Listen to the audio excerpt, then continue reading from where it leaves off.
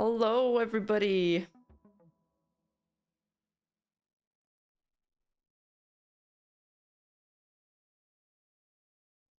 Wait, am I muted? No, I'm not muted. Hello. Okay, we have a really interesting guest today. This stream is gonna be on Project F. Project F is a Singapore-based agency who asserts a culture that grants its talent complete freedom and control from character creation to content direction and claims to empower them with autonomy. However, on December 28th, 2023, Project F released a statement announcing the termination of all activities. This statement disclosed the true reason, allegedly, behind the departure of their former staff member, the circumstances surrounding their former talent Solu's hiatus, and the reason behind the graduation of former talent Kawamaki Kua, as well as labeling Lorelai Locke's behavior as uncooperative. Today, we have Lorelai Locke herself on the stream to talk about her experience with Project F, but also to talk about the broader corporate experience as a whole as a VTuber. Ladies and gentlemen, welcome Lorelai Locke. Oh my god, there's some big expectations now. Oh no! I threw you out there in the cold. Oh man, you're just out here with the drum roll. Oh yeah, I'm hyped, man. I did some push-ups before this stream. Oh man, hello everybody. Thank you so much for having me, Rima. Yeah, of course. We've been playing this for a while. I'm just terrible with organization. No, it's okay. No, you are completely great with organization. The best stuff is the last minute things. Like yesterday, I was just like, all right, Lorelai, we doing this or not? Yeah. I was like, how about tomorrow? I was like, yeah, let's go. We can do it. I'll make time. Let's go. Yep. And I finally have somebody to like redirect this whole horse energy to. Sometimes wait. Yeah. Wait, no. Yeah. yeah, because Lorelai is a Kefnir VTuber. Is that how you pronounce it? How do I pronounce it?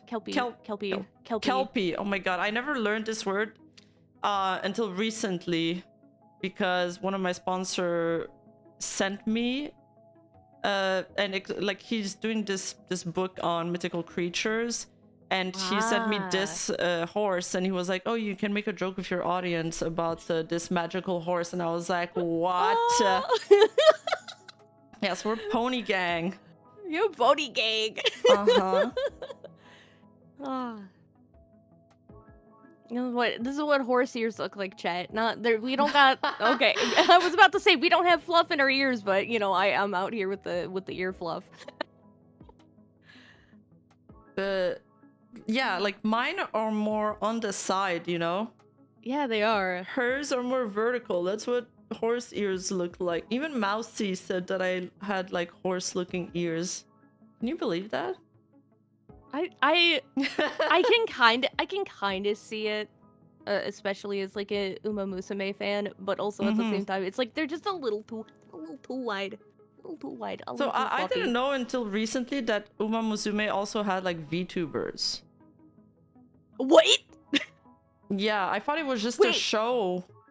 Wait. Okay, I knew that there was like a mobile game. Like there's like mobile games that like they're gacha games, very popular in Japan.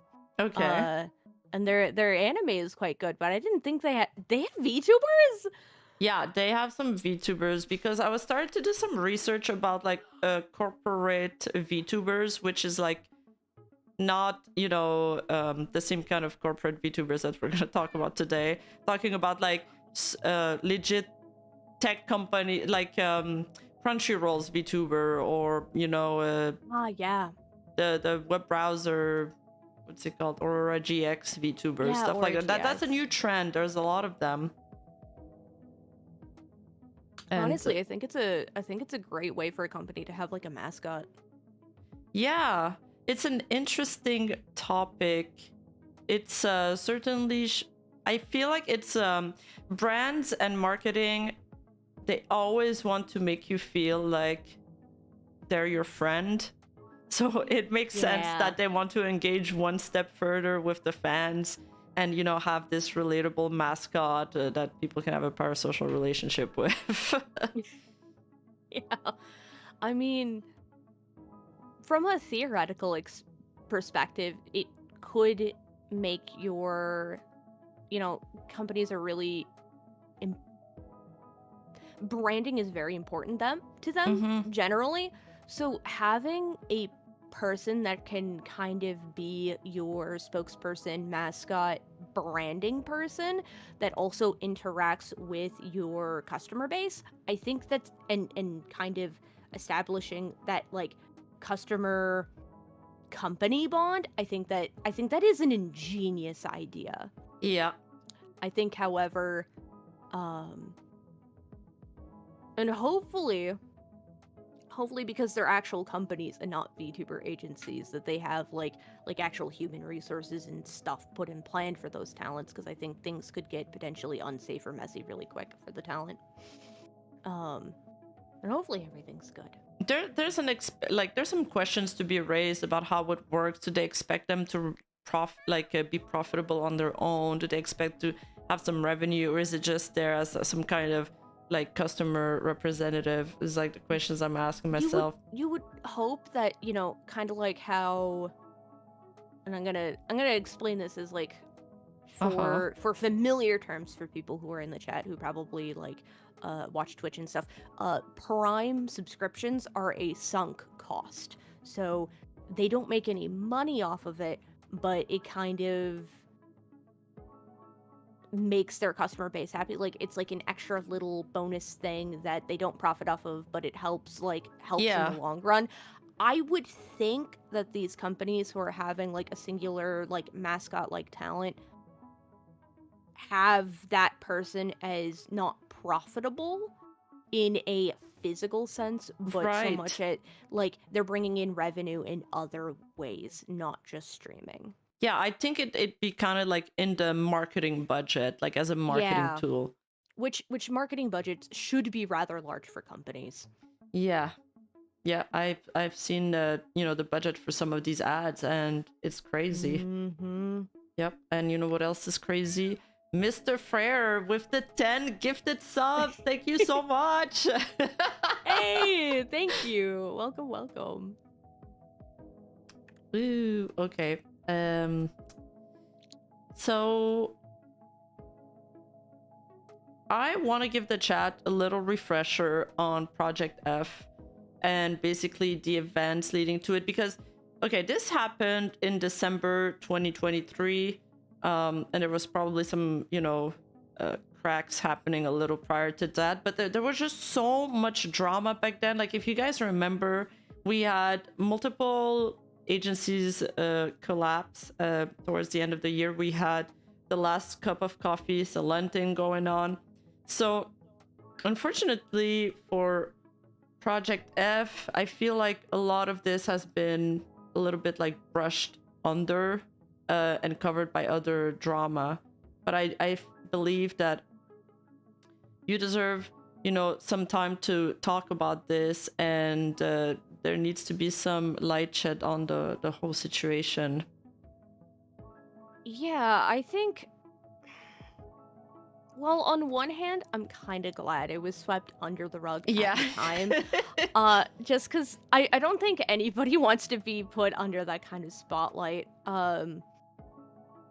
Things have been kind of happening since then where it's kind of like, okay, well, this thing happened, and even though it got pushed under the rug, it's still kind of being talked about. People will constantly come up to me and be like, okay, what's going on? What happened with that? And then I have to awkwardly explain to the best of my ability without giving a whole lot of information, because I wasn't sure if I should talk about it or not. And then kind of this light bulb went off, and I was like, you know what?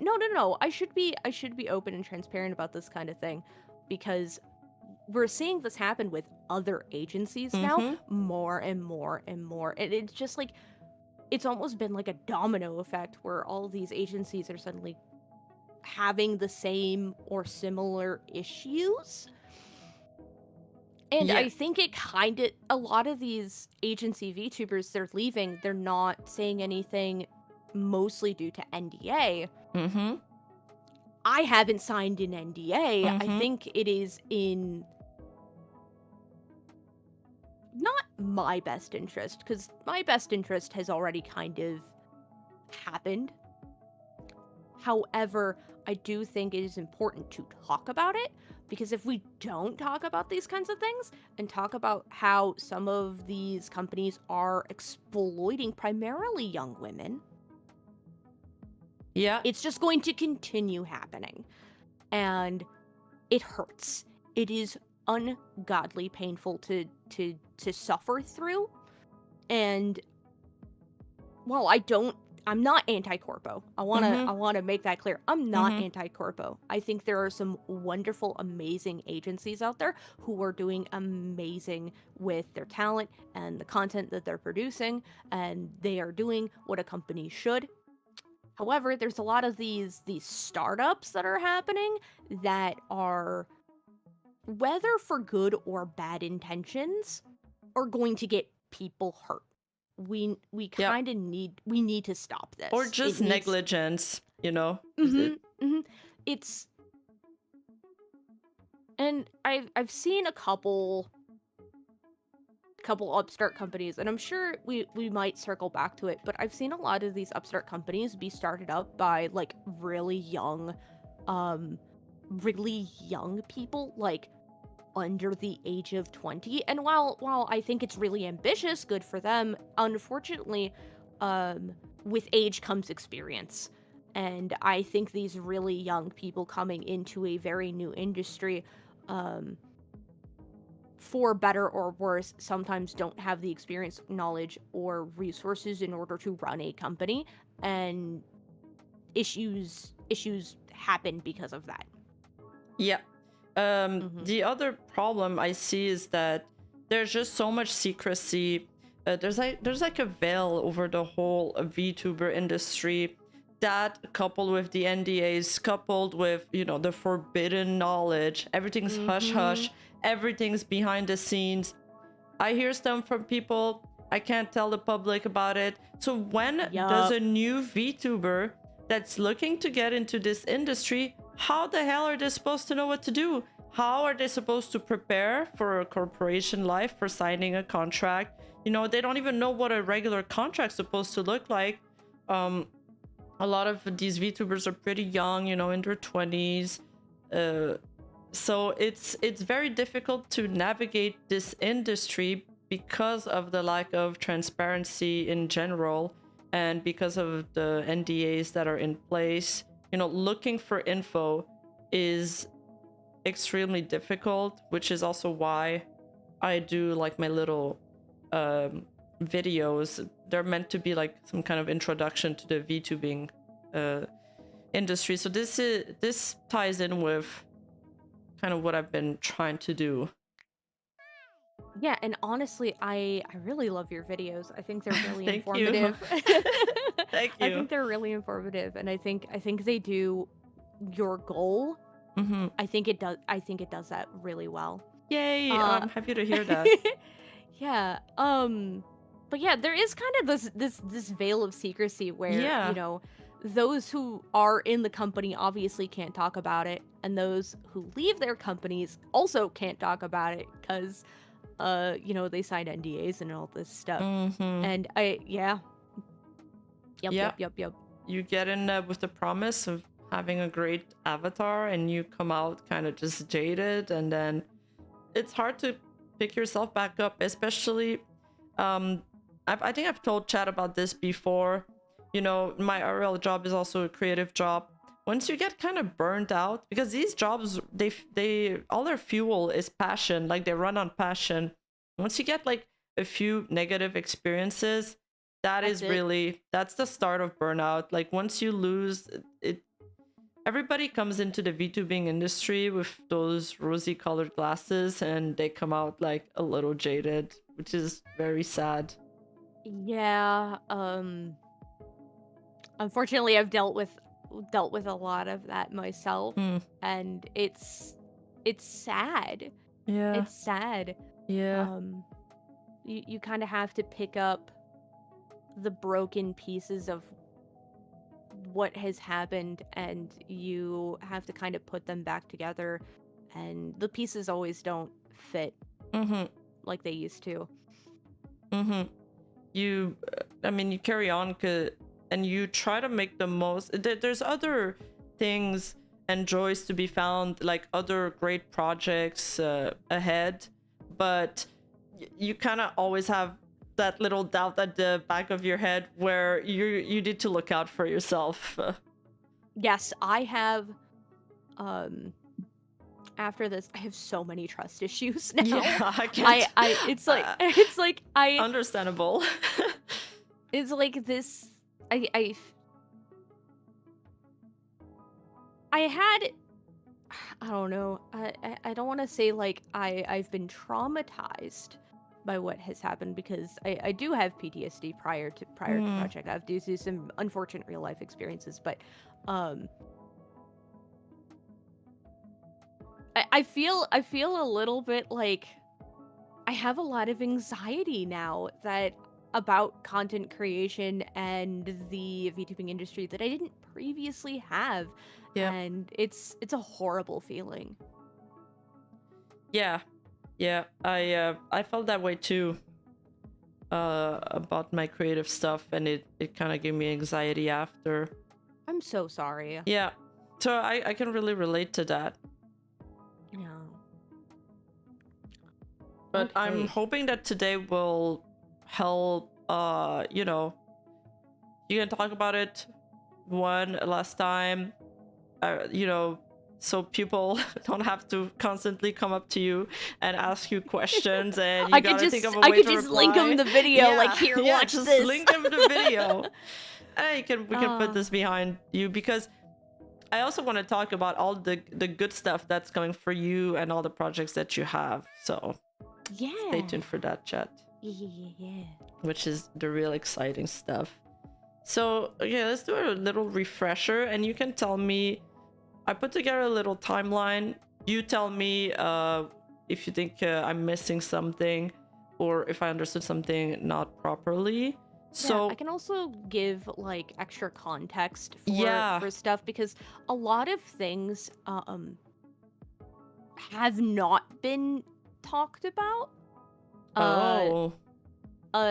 And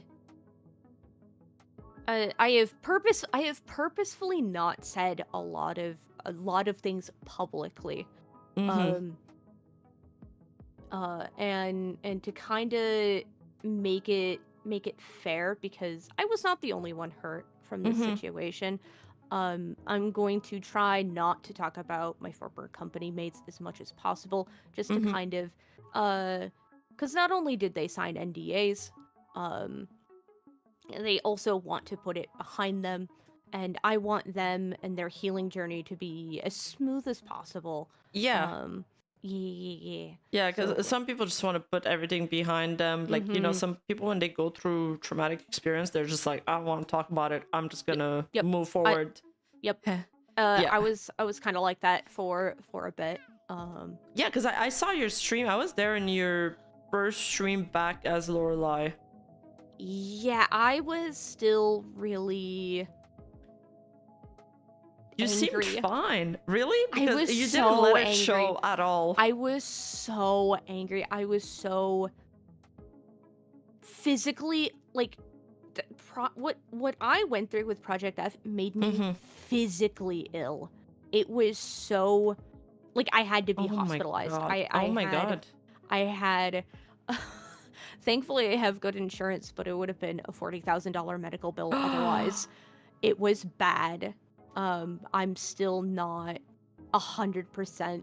It's I'm not gonna cry. I'm not gonna cry. But it's, at the time it felt like my entire world was collapsing around me. And I was so distraught, and not just for myself, but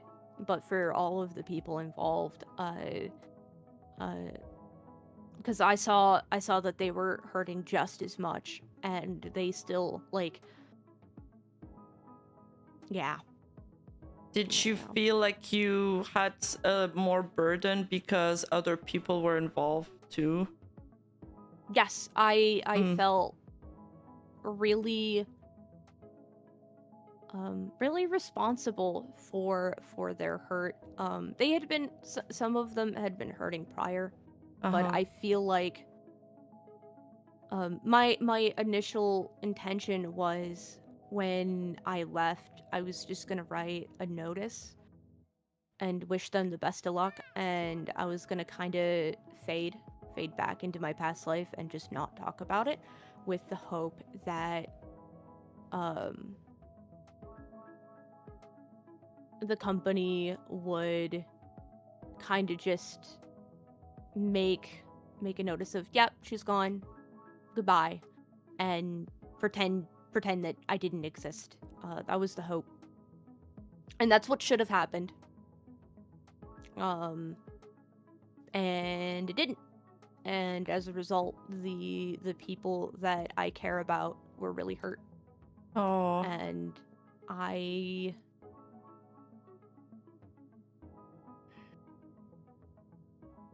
on one hand, I shouldn't blame myself for what happened, because ultimately it was the company's choice to hurt them. But at the same time, because of my actions, they made those actions, and as a result, they are now hurt. So I do shoulder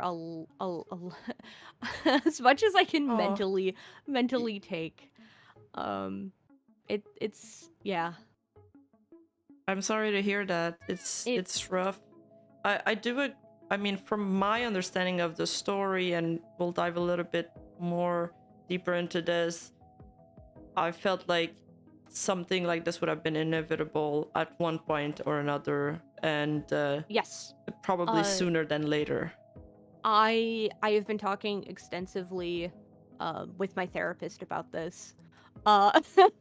Yeah. And he kind of looked at me, and he's like, well, this stuff had been going on way before you. Yeah. It's really not fair for you to, like, this. If you hadn't joined this company, somebody else would have joined in your place, and they either would have suffered silently and been hurt anyway, or they would have done the same thing you tried to do and leave. And they might not have necessarily left as gracefully as you tried to do. It was like, it was going to happen. Something was going to happen. It was inevitable. And unfortunately for me, I just happened to be the shoe to drop to make everything go down the way it did. But it was inevitable, and it's really unfortunate. Yeah, I think it was inevitable, and you were kind of brave to speak up and stand for yourself. That's my opinion. Yeah, I'm just I think one of the reasons why why I did leave and was able to leave without necessarily fear is that I had lawyers. I had some really awesome lawyers, and they were able to kind of guide me and kind of assure me that, whatever would happen, that I would be okay, that my family would be okay, that my friends would be okay. And that, they, like, whatever happened, that, they would they would hold my hand and kind of like guide me through it, and make sure that, it was really sweet of them. It was really, really sweet of them. They did not have to be as kind as they were. So you were well counseled in that regard. I was very well counseled. Yeah. Okay. And yeah. That's the thing. You had a good support system around you. My concern is that other VTubers might not have that, or might not have access to those resources that you had. Exactly. So what do they do? Like, and that's my biggest fear, is that I am very fortunate and lucky that I I was able to not only get a good counsel to protect me, but also have a really loving and supporting group of friends and family to kind of help me shoulder the burden of the pain that I was going through. I had shoulders to cry on. I had like elder family members coming in and giving me advice and, you know, helping me walk through all of that. And it made me feel way less alone. I could not imagine trying to go through what I went through being younger, less experienced, or not having any support group and just suffering through that alone. It would be like, it was bad enough with a support group. I couldn't imagine doing it alone. It was Yeah. horrifying. And we do have VTubers who have already gone through that alone. They've already suffered, and we like enough is enough. We need to stop. Mm-hmm. Yep. Yeah. We've had a very similar situation. That was just more public with the Doki Bird situation. I feel like there's a lot of comparisons drawn there, and if it can happen to somebody like Doki Bird, it can happen to anybody. Exactly. Yep. Exactly. So this all started with when you left the company because you followed your lawyer's advice. Yes. Okay. So, a bit of a, I guess we should kind of start before everything, maybe like interview process and that kind of thing, and kind of just like lay down a foundation of bricks of understanding like what happened. Yeah, because when it first came on my radar, it was them basically replying to a tweet that you had made announcing your graduation, and I think they were kind of pissed that you announced your graduation and they didn't, which is, you know, most agency kind of want to control that narrative, or they want to be the one breaking it to the fans. And it wasn't me breaking it to the fans first. It was the fact that they could not control me. Okay. The CEO of Project Death had severe control issues. He had a bit of an ego and a power trip, and he constantly would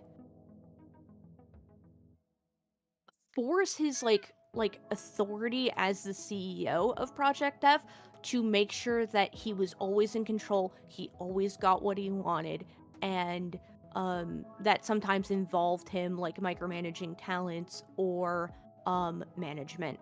And it was really prevalent because he knew he could not control me. He knew that he was not going to win that battle.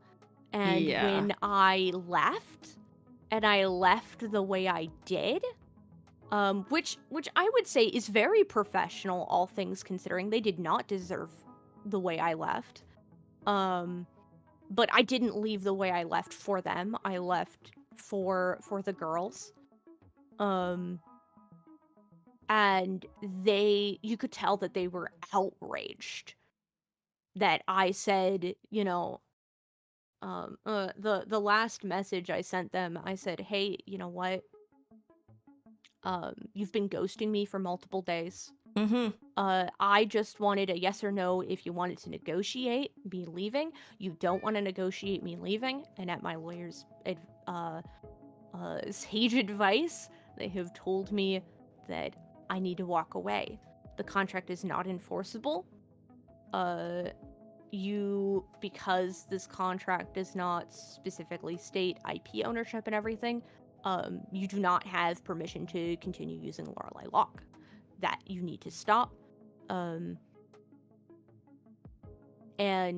to like I'm the third talent to leave in a year. That says more about you than it does me. And you need to, like, I'm gonna leave gracefully. I'm gonna leave kindly so you can continue running your company, but you need to take care of your talents. If you don't take care of your talents, they're gonna leave. just like I did. Goodbye.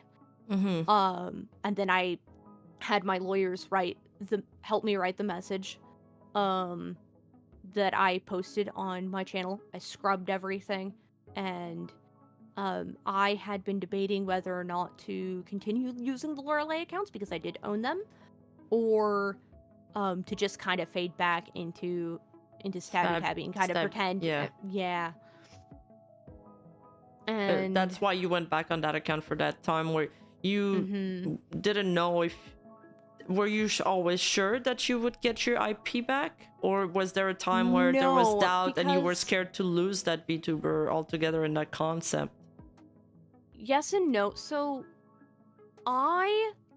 in May of last year, had come up with the original concept for Lorelai Locke. She looked a little bit different than this. Okay. But she already existed, and she was my planned rebrand. And when I was planning my rebrand, my friends kind of were like, hey, you know what? We think you'd be a really good corpo VTuber. We really think you have the mindset and the entertainment value to do it. And they really cheered me on. So I applied to a ton of different agencies just to kind of like, some I was like, yeah, I don't really, like, if they gave me an offer, I probably wouldn't take it. But, you know, I want the interview experience and kind of gain knowledge and understanding of how everything worked. So you saw a few interview process during that time? Yes. Okay. I got interviewed with some big companies. I got interviewed with some smaller companies. I had a smaller company give me an offer that I just flat out refused because they didn't and still don't have their shit together. I'm sorry. I should probably steer away from this swearing. No, you're good. I swear a lot on this channel. And it's like, I don't know why I decided to join Project F, because I do know why I joined Project F. I joined Project F because when I interviewed with them, they told me that I would own my IP. Okay, so that was one of the main reasons why you wanted to join. And yeah, what else did they tell you? They promised me the moon and back, and oh, I'm so angry and disappointed because it was all lies, basically. So I applied for Project F. I had a banger of an application. And they got back to me like within 12 hours after I applied. And they were like, we want to interview you. You look fantastic. Nice. We wanna talk with you now.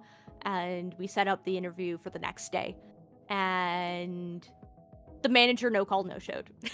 He was supposed to interview. The manager was supposed to interview me, never showed up. So there's already signs of kind of unprofessional behavior here. The CEO himself, now here's my thinking, because I don't know what happened with that. I'm wondering if they purposefully did that to see what I would do. Huh? Because they really liked playing mind games, and I'm wondering if that was just another mind game. Now I have to, like, you can see the trust issues I have. Yeah. I'm second guessing everything I experienced. But, the manager no-showed 20 minutes after my interview. The CEO comes in and says, oh my god, I'm so sorry. Hi, I'm the CEO of Project F. My manager is kind of dealing with a family emergency right now and is unable to interview you. Would you still like to do the interview? I can interview you myself. Okay. And I was very much like, okay, you know what? CEO's taking initiative. You know, at that point I was like, I don't want to interview with you. How can you like family emergencies, understandable. Mm-hmm. But at the same time, it's like, give me a notice before if you can, because there was like there was two managers and the CEO in the group chat that I was invited to for the interview. Like, you had 3 people there that could have given me a heads up. And they ask you to be available like in a short notice? A very short notice. Of course. I could see that one coming. Oh, it gets better. There's just so much short notice, last minute chaos throughout the entirety. Why is there always short notice things with these kind of companies? Because they're impulsive. And the mind games. I hear that going around. Like that. This keeps. This is a repeating behavior with all the cases that I've been studying. Yeah, I've been noticing that too. It's like, oh man, I'm like, I was talking to a ex-agency VTuber of a different company. I'm not gonna say who or their name or anything, just because I don't think it's fair to talk about them. No. But I was talking to them, and their experiences were very similar to mine, and it was very much like, oh, you too. No way. I assume we're gonna have like instead of Alcoholic Anonymous, we're gonna have VTuber Anonymous or something. VTuber Agency Anonymous. Yeah, support group for ex-corpo VTubers. Oh. Yeah. So we interviewed, and I had 2 interviews, and then I had a post-agency interview offer. So the first interview was very much like, I remember as a kid, like 16, applying for like a big box like grocery store for like a part-time job after school, just for like some extra pocket money, and having like a lot of like really weird questions, like just like paragraph after paragraph after paragraph of like personality type questions, and I was like, damn, this is minimum wage. Like this is a lot for a minimum wage. I kind of felt like that with Project F, because it felt like a bunch of the like same, like they took like a thing online and asked like a bunch of like personality quiz question things. Like they just brought it up online. We're like, yeah, this is it. We're just gonna ask a bunch of like weirdly intrusive questions about your personality and day-to-day life to see if you'd be a good fit with us. And on one hand, I understand that you kind of, like, if you're gonna have a full-time content creator, you kind of need to know what their home life is like to see if, you know, they're even capable of streaming. But on the other hand, I had questions about, like, my religion and my marital status, because I am married. Okay. I am married. Congratulations. You've had that. And I was very, very open about that. And then they were asking things about, like, kids. Like, do you ever plan on having children? And I was like, no, I don't. But even if I wasn't, like, looking back on it now, I should have been like, you know what? That's kind of none of your business if I want to have kids or not.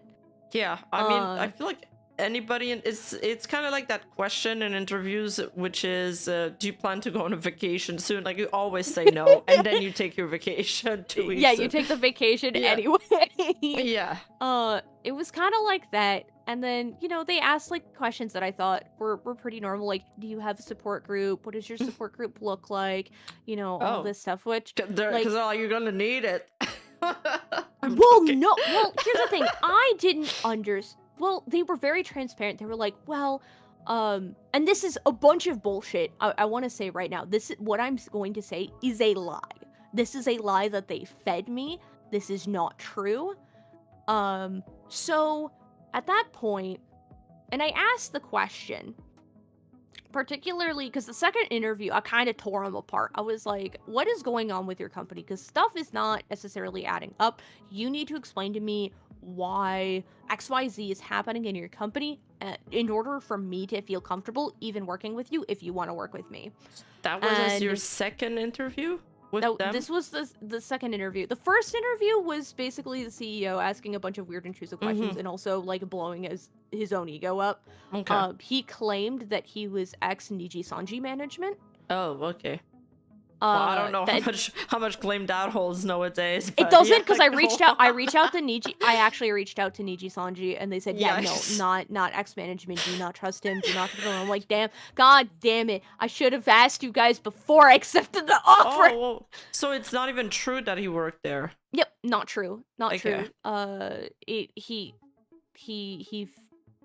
gave a bunch of lies. He said that his company was based in both Singapore and Indonesia. That is also not true. His company is only based in Indonesia. He said that it has a parent company, that a very successful parent company, that's how they're funding Project F, is they have this parent company that's funding everything. Okay. And so that explains the like, no cloud 'cause I'll- Twitter account and the big money or investment that they were kind of promising. Yeah, so I was like, where is your money coming from? Because debuting VTubers is expensive. Yeah. Yeah. Sorry, we just got a raid from Tomo Umari. Hey, Oh my god! Tomo! Tomo! It's my horse girl! More That's my president! Get some horses in the chat. What's up? Horses in the chat! Thank you so much for the raid. Yeah, you got us. Thank you so much. Thank you so much. I hope you had a great stream. Welcome, guys. We're just chatting up with Lorelai as she's opening up about her agency termination. We were actually having some kind of serious talk. But very interesting and very insightful so far. So yeah. Horse girls band together. I'll be a horse girl just for this one.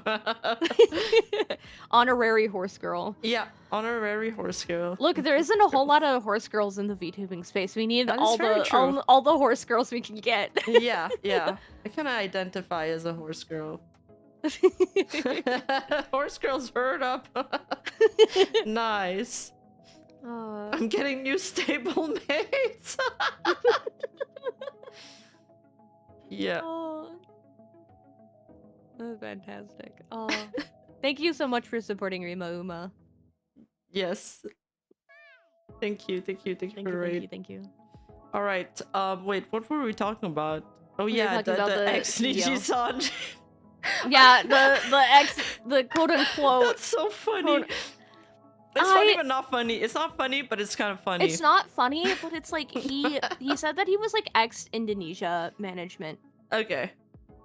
And because it kind of adds up because it did add up at the time, because he was talking about how the company didn't have the best management, things were very unorganized, and when Hololive, when Niji Sanji Indonesia kind of crumbled apart, he said, you know what, I can do, and this is how he explained to me, he's like, you know what, I can do better. I know that I can make an agency just as good as they can, and I'm still learning, I'm still learning the ropes, but, I'm really affirmative that, if I get some like really awesome talents that we can work together and make an agency worth supporting, that can be successful. He claimed that he wanted to be like the next VSojo and everything, and just have this like really great, the talents are able to own themselves, and he gave me this whole elevator pitch, and I could kind of tell that he wasn't the most experienced businessman, but I definitely saw and heard a lot of the passion that he had. Mm-hmm. And I was like, you know what? I know that this is going to be a little bit rocky. I know that he isn't going to be like there's going to be issues that come up, but it is a startup. They are being honest about having issues with me. And I am willing to take a risk for a passionate startup and help not only them, but also myself grow and be successful. I kind of fell for the dream. Understandable. Did he tell you, don't worry, this new job is stable? Yeah, he told me like, he gave me Because I said in the second interview, like, how much do you expect me as your talent to make? How much are your current existing talents making? And Okay. he gave me, he told me, like, oh, this talent is making 4,000 USD a month just on YouTube. Okay, I'd be like, sign me in. And I was like, wow, that's a lot. That is a lot more than I thought. How is she making those numbers? Because that seems like it is a plausible number, but that is a high plausible number. How is she making that? And they explained to me what she was doing and how she was making that. I don't know if she was actually making that money. I don't think she was. But if she was, I don't think she was getting her full earned cut. I think Project F was skimming a little bit off the top. Okay, so do you think this is without I don't agency's stake? Like they just give you the number without the agency's like percentage? Yep. So they told me, oh, we have to circle back because I said, okay, why did one of your talents leave? Yeah. Why did one of your talents leave? This is your Gen 1. This is your most important gen. Why is one talent gone and another one on a hiatus? And they explained to me that, like, oh, you know, Solus is on a medical hiatus. You know, she had a broken back and she's in, you know, surgery, and we're really confident that she'll eventually, you know, come back to content full time. You know, we really like having her on the team, and she's a really sweet individual, and we hope that, you know, that when you, like, if you are given the offer to join, that, like, you would get along with her. And I was like, okay, cool. And then they told me that the first person who left, I'm trying to remember what her username with the company was. It was like Kuarami, something like that. And I was like, why did Kua leave? Kawakami Kua? Yeah, that sounds right. And I was like, why did she leave? And they were like, oh, you know, well, you know, she's from Southeast Asia, and as you know, Asian cultures, you know, familial wise are very strict and all that. And he, like, really played into this, like, strict, traditional Asian household. He gave me this whole spiel about, you know, she was very young, she's still living with her parents, and her parents weren't very supportive of her streaming, and they wanted her, like, to stop. You know, her home life wasn't great, and, you know, I offered her, he said flat out, I offered her an apartment that she could live in because her parents were abusive, and she turned down the offer. And I was like, wow, that is very generous of you. And he's like, yeah, you know, it probably wouldn't have been the most profitable, but, you know, I really want to take care of my talents, you know, blah, blah, blah. And I was like, you know, I understand why she didn't take the offer, though. You know, you are effectively her boss, and that could open up to a lot of vulnerabilities for her. And we had that discussion. We also had a large discussion about analytics and stuff, and it overall gave me the vibe of he's a good guy, but is still learning how to run a company and isn't quite 100% there. Mm-hmm. And I knew that signing up with them would be a huge risk. And you decided to take that risk? I decided to take that risk, and the reason why I decided to take that risk is because I negotiated. I did not negotiate a pay cut. You negotiated your contract? I negotiated my contract. Good. I did not care about how much money I was making. I do not stream for money. I'm not in it for the money. I don't care if they take a 50% cut. They took a 50% cut. I was like, 50? Fine. You know what? 50. They take a 50% cut. On AdSense revenue too? Everything. Oh, okay. Everything was 50-50. Oh. And I was like, I don't give a shit. I don't care. I don't care about the money. I'm not in it for the money. I've never been in it for the money. They can have their 50% cut. I don't care, because that's not what I'm in it for. I am a stay-at-home wife. I am disabled. Any and all money I make is considered like bonus money. So I am able to take the money from streaming and immediately reinvest it back into my content, and that is what I do. So you did all of that because basically you just wanted to be an entertainer, you wanted to be a VTuber, you did it out of passion. Yeah. I did it out of passion. Yeah. I am here for passion. I love entertaining. I love interacting with my chat and my community. That is the thing that brings me the most joy. I struggle a lot with my physical disability. It's really hard for me to like socialize and go touch grass. So streaming gives me the opportunity to not only reach out to the wider world and connect with people and be less, lonely, but also it gives me the ability to, help people.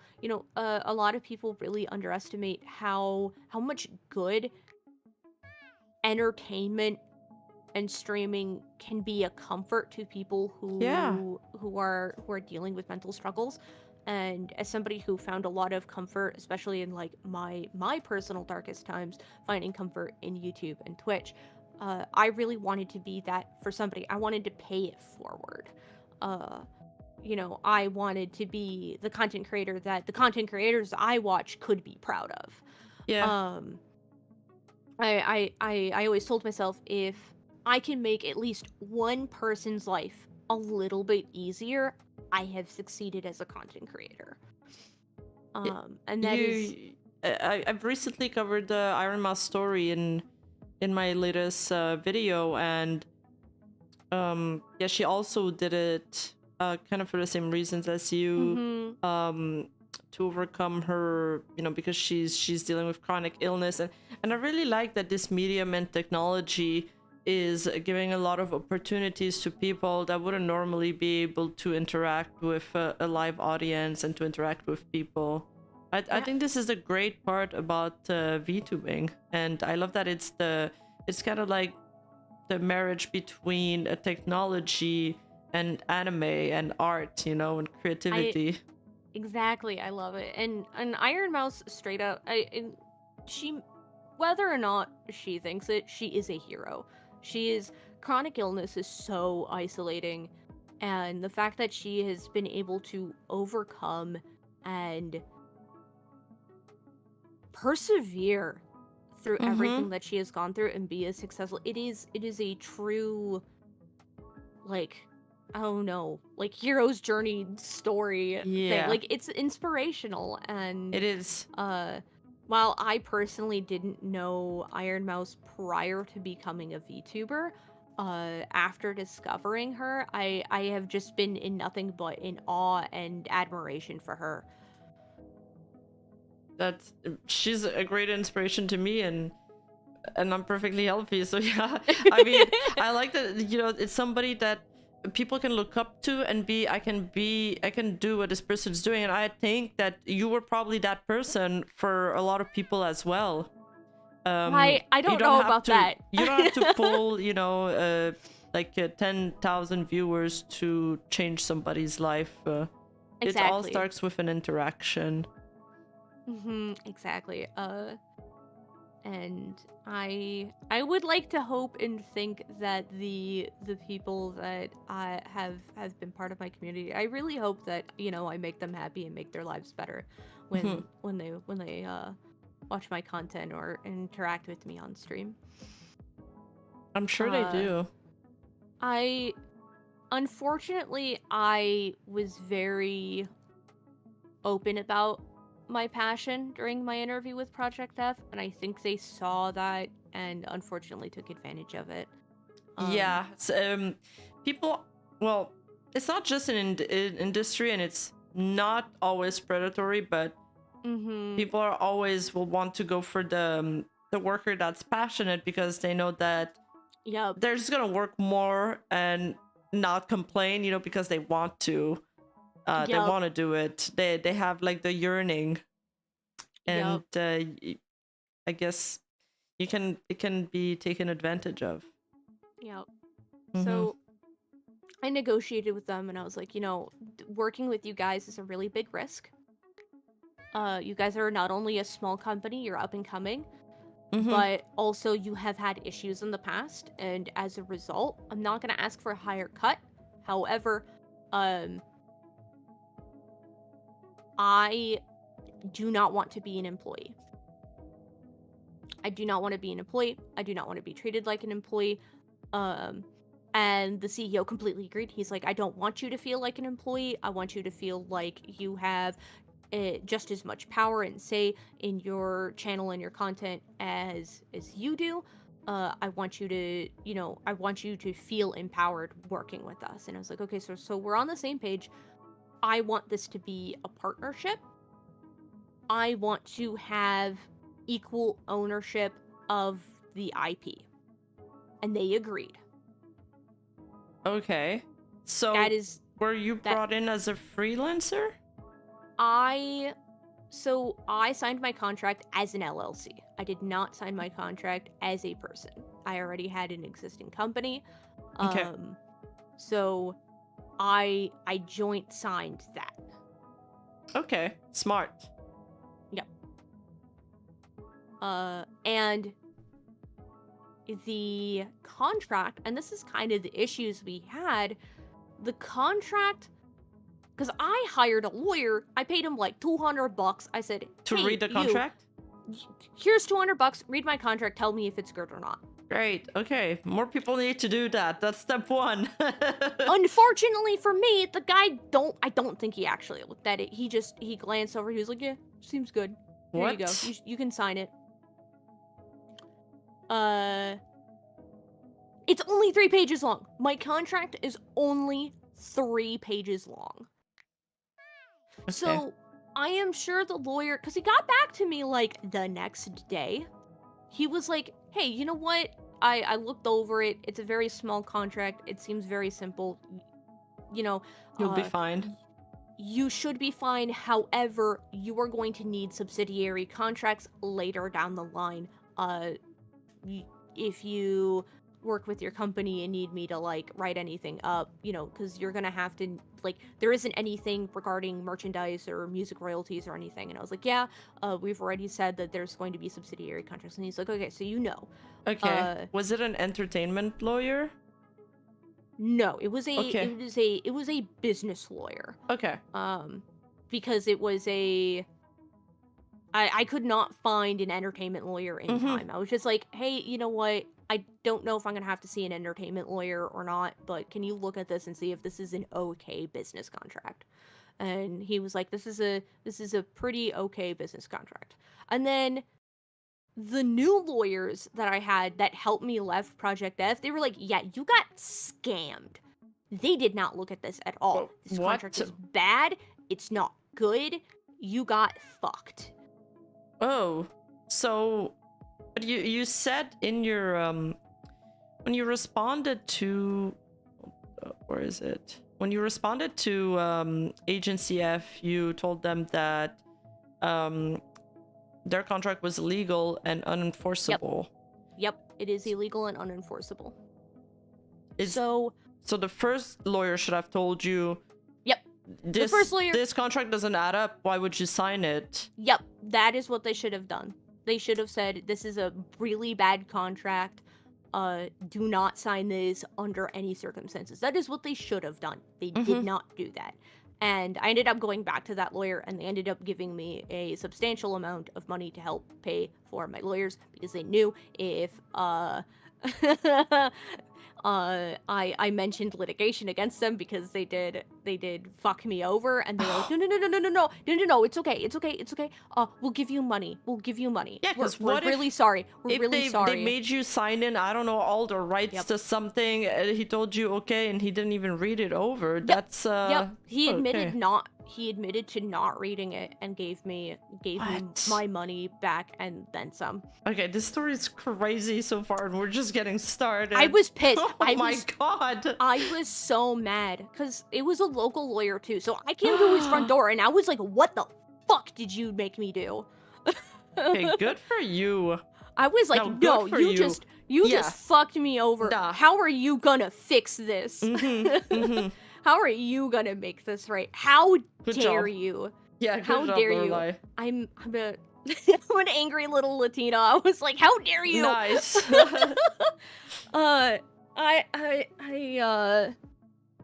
But thankfully, the new lawyers I got, they were actually not only experienced in business but also in entertainment. And then because they are based in Indonesia, I ended up getting a second legal counsel that was Indonesian based. So Was it super expensive, the whole thing? I don't want to talk about it. Okay. I don't want to talk We're about good. let's just say It's just a lot of lawyers, so it was 6 lawyers in total. oh my god. And how, like, it's not just the cost, it's just also all the time that you probably had to spend gathering evidence, paperwork, finding they had different an lawyers? assistant. They had my legal counsel, they had, okay, I shouldn't say it was 6 lawyers because it was like 2 main lawyers and then the people that worked under them. One of them was like there's like I don't know much about lawyers, so it was like paralegal, like assistant stuff that was being worked on with this. And I will Okay. say that I am incredibly grateful and fortunate because I paid for some of it. I did not pay for all of it because I don't want to say too much about it's real fine. life, personal life. My father is a very powerful and successful person in his particular field of work. W. I don't have the best relationship with him, but I reached out to him and I was like, "Hey, Dad, I don't really ask anything of you, but holy shit, I need help. I don't know what to do, and I'm scared." And he immediately was like, "What's going on? What can I do to help? How can I take care of you?" Wow, well, at least he pulled through there. He was able to, through his connections, get me a lawyer by, like, I called him Sunday morning. By Tuesday morning, I had lawyers. Okay. So he was able to pull some connections and strings and get me, like, some really awesome lawyers, and those lawyers were able to reach out to a different legal counsel in Indonesia, both of which were very lovely people. But I was able to do that because of him. I think if I didn't have him and those connections that he had, I think what happened would have been a very different story. Oh my god. Yeah, imagine. And even then, you still kind of had to freak out for like 3 days. From Sunday morning, Monday, Tuesday. Well, here's the thing. At that point, it wasn't really so much a freak out so much as, this is a bad contract. I need lawyers involved to fix it. So at what point during your tenure in the agency was that? Week of debut. Oh, what, 1 week in, and you were already getting suspicious of Project F? Yes. Oh god. Okay, so this was like a dream turned into hell. Soured. Like everything. It was soured. My debut, I've talked about it a little bit on stream. Those who've been around who know that my debut did not go planned as it should have at all. There was a lot of mismanagement, there was a lot of lack of resources, and there was a lot of poor planning, and like, I got my finished model 12 hours before I debuted. That's crazy. And I am not even, that wasn't even, like, we had another talent who didn't get their model until while the previous person was currently actively debuting. Wait. Like the debuts are chained one after the other in the same day? The debuts are chained one after the other in 45-minute increments, and oh my god. And one of the talents received their model during the previous person's debut. And they had to like set it up during that time in just a matter of a few minutes? Mm-hmm. It was bad. It was really bad with management. Management was really bad. How many people worked at that company? So here's my issue. So you had the CEO. Mm-hmm. We had the talent manager, who was his online buddy. Okay. We have there was another manager who specialized in like media and like graphic stuff, and they bailed. That person, she was during my interview, she bailed my week of debut. She like disappeared off the face of the planet. I still don't know what happened to them. And it's not the ex-staff that they're talking about in their No, notice. that was Another a different person. So what? and then there was also the like Discord community manager who was another online internet buddy of the CEO. And then I found out later, because I inquired, because I was having issues and the CEO was very MIA, I talked to one of the managers and they let a lot slip. And that's when I realized everything is definitely not what it seems. I need to get the fuck out. Ooh, that's when you got a little sweat. I was like, it went from, hey, manager, I'm having issues with the CEO. Can you please, we're having this issue where you guys are, like, ghosting us again. This is a serious issue. If I'm to remain as a talent in your company, I need to have this fixed. We need to, like, sit down with, like, lawyers and just, like, get everything nice and wrapped up neat in a bow, because it is an issue, and it cannot continue or persist as an issue because it does involve money, and it does involve the channels, and you guys, like things are not good. Like, we need to fix this. And that's when a lot of stuff slipped, and I was like, oh, so this isn't I need to negotiate me fixing my, fixing everything. This is I need to negotiate getting the fuck out. Oh my god. That's when all the alarm bells went off. Let's just say it was a Wachter Akio Air situation that I was given information to. And it involves other talents, so I don't really want to talk about it in depth, because I don't think it is really fair to talk about their abuse and their suffering without them being in the room and being able to advocate for themselves. But I was told of what happened. My jaw went on the floor. I was horrified. I was mortified, and I realized that if I continued to stay, that I would have a similar fate. And I needed to leave. Yeah. It was not safe for me to stay. Okay, so and that was after they had already lost their ex-manager that decided to go work in a flower shop, and they the ex-manager.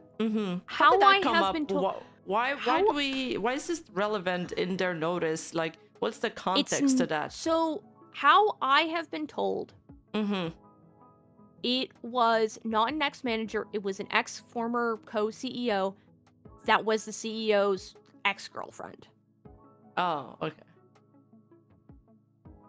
Apparently, they had a huge blow-up. This is all alleged, because I don't know if this is true or not. I have, there wasn't necessarily enough information. I wasn't told enough. I was only told, this is what their relationship was. There was a really big blow-up, and they left around the same time that the first talent who left, they left around the same time. So there is a big blow up where the former co-CEO talent manager left and a talent left. And that former co-CEO brought on Solus. Okay. Brought on Solus. So they Solus were scouted. Is the girl for chat, so they can remember. Wait, she went on a hiatus. When she came back, she wanted to go on another hiatus, and because of her eyesight, she couldn't stare at a computer for a large amount of time. So they said that they announced that she had a broken back to her audience. Which she was is the one that the CEO and the manager, the talent manager, laughed and were like, "Ah ha ha! We'll just say she has a broken back. It'll be fine." I didn't even know Why? about that. I didn't even know about that until after, and I was like, you did what? You're stupid. Because you hadn't seen her tweet about it? Mm-mm. I didn't see her. She- I knew she had been injured and been dealing with that stuff, but I thought that was true. So when they came out with that huge document trying to make themselves look good, and then admitting to that it being fake, Yeah. I was like, what? Why would Yeah. you do that? Yeah, they even sent her, like, this is only a portion of the screenshot, but they had like a 7-stage how you should feel after like a back accident. I feel like that would make your audience worry way more if you tell your talents that why not? She had a legitimate answer, like excuse for taking time off. They could have just used that. From my understanding as well, the CEO did not like Solus because she was scouted by the former co-CEO. Oh, so it's an emotional. So she took a brunt of a lot of abuse from the CEO, a lot of harassment. I don't think I dealt with the worst harassment, and I was told, like, they would go into voice chat meetings. They would, like, be like, we want to go into a voice chat meeting. And then you'd go into a voice chat meeting. And then they would just, like, tear you apart. What? They would just, like, degrade you. They would, like, I got what told... about your streaming? My streaming, my content, me as a person. I got told multiple times, like, oh, you're not... Like, after debut, I got told that my content was boring and uninspiring, and that I was a useless talent in their company, and that I was not worthwhile to have, like I was just a spot to fill. And that's a complete 180 from when they got you on board. Did they do that because you were starting to question them? Well, here's the thing. So when I signed on, everything was sunshine and roses. Everything was great. I thought, hey, you know what? It really seems like they're trying to make a really good effort into the company. They're trying to really do right by the talents. They're really trying to make the talents feel comfortable. Everybody was so sweet and so welcoming, and it was just like, I felt so happy. Like, my mental health just was boosted up. I was just like, I was so excited. I was like, I can't wait to debut. I can't wait for all these things I was planning. And I would just like, it would be all that I talked about for like all the time. Like, I would, like, my friends, it was like, oh my god, I'm debuting like with this agency. I can't believe it. They seem like, everything seems really great. Like, yeah, sure, they're not the most knowledgeable, but like, hey, you know what? They're really trying to make a good effort to make this work, and I'm really excited to be working with them. And any issues that we got, like, we're a team, yeah, and it was great. Yeah, and then it wasn't. For like a month or two, maybe, and things very quickly devolved into, they don't know what they're doing, they don't have the resources to know what they're doing. There was a lot of, like, the managers were really on top of it at first, and then then suddenly it just went into ghost city. Like, you would ask something and then they just wouldn't respond for 48 hours. And then they would give you like an excuse, and then they wouldn't actually do anything for you for another 48. So and the managers sorry, finish and then I'll ask my question. It was just everything in Project Dev for everybody was very, very slow. It was one manager for the whole branch or the whole company? Well, the CEO also acted as a manager. Okay. Because it was the CEO very involved, like he was micromanaging. He was very involved. He was very micromanaging. He was very much like in my like company chat, he would always be like telling what the other managers to do and stuff, and just like down to the nitty gritty, like, oh, you should do XYZ in full detail. Like it was good and informative, but also it was very much like it felt kind of like he would talk down to them and be like, like the snappy, like, get to it, employee. Jeez. And I was like, they're not just your manager or your employee. Like, this is a person you claim to also be your friend, and you're talking to them this way? That's not okay. But like, yeah, he would like micromanage the managers. Now, I will say for a majority of my debut, I mostly spoke to the social media manager. She was my main contact line. She was the one who helped me find the artists for debut. She was the one who like helped me talk to Siren, who kind of redid the design. We took my current existing design because I was like, hey, you know what? I was planning a rebrand anyway. This is my character because you know, you promised me that I would have like equal ownership of my IP and that I would be able to walk away from it. With it, that I will, I'm going to use my planned rebrand. And at first, they told me when they signed me on that I could pick the artist that I wanted. Okay, that's for cool. Debut. Yeah, they're And like, pick they were anything like, you want. We'll give you anything you want. And then I bet they were kind of like, walk back. they were like, here's your budget. You can do whatever you want with it. Like, Oh, okay. this is your debut budget. And I was That's like, wow, cool. this is really cool. I was like, wow, I get to pick my like character and I get to pick my artist, and then that's something you can't do in most agencies. No, it's not. So I thought it was really cool. And then it quickly turned into, because I wanted my current existing, like my PL Stabby Tabby, her model artist Yami, who is she is the coolest person. She is my favorite artist ever. I love her. She is my favorite. I wanted her to be my model mom. I was like, I love her as my model mom. You know, she's amazing. She was gonna do this design for me. Anyway, I want her to do my model. Because she has a high quality, like, she's very high quality art. And they were very much like, oh yeah, you know, her art's really pretty, blah, blah, blah. And I was like, here's the budget. And it was within budget. And then they were like, oh, do you know what? We don't think her art is anime enough. We don't like it. Oh, and so they didn't want to go with what you picked in the end. They didn't want to. They were like, you know, her art isn't really resonating with us. And I was like, I'm really, but you said that we would do that. I've already told her, and now I have to go back and tell her that you guys changed your mind. This fucking sucks. Like, and she was hurt by it. Like, she was really hurt, and I feel terrible. Like, honestly, that's one of the worst things I feel about is that, like, I hurt my favorite, like, person to work with because she got her hopes up too. Like, she was so excited. Yeah,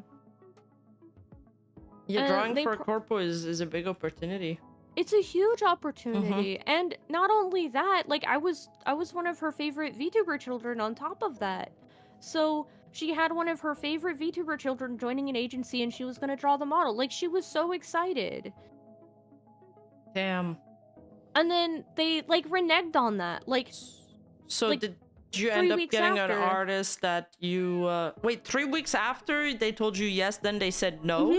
Yeah. Oh, it was nearly at first a month they said after. Yes. Oh my god. No, they said yes during my contract negotiations, and then they immediately like we were working on design and stuff, and then that's when they dropped the bombshell on me, like, oh, by the way, we've decided we're gonna like pick an artist for you. And I was like, can I, like, if you're gonna pick an artist, can you just give me a sample so I can have some choice? Like, you told me I would have freedom of choice. I would really like I would like at least some say in who I get, you know? Yeah. So did you end up having a say in who you picked? They gave me 2 different artists to pick from, and I picked Yuji. I really like Yuji. I think with the time crunch she was given, she made this model in less than a week. Oh my god, okay. And what about the rig? Did you pick that too? I did not pick the rig, but I love my rig papa. Rafu rig he's a very big sweetheart. I absolutely loved it. I still love talking to him. And I'm not sure if I'm going to go to Yuji again, but when I get a new model, because I do kind of want to make some adjustment design changes with Lorelai. I do kind of I want to fix some things up. I'm going to a different artist, I think, but I want to potentially go back to Rafu for the re-rig. because I think he was a wonderful rigger. And if he's watching this, he needs to raise his prices.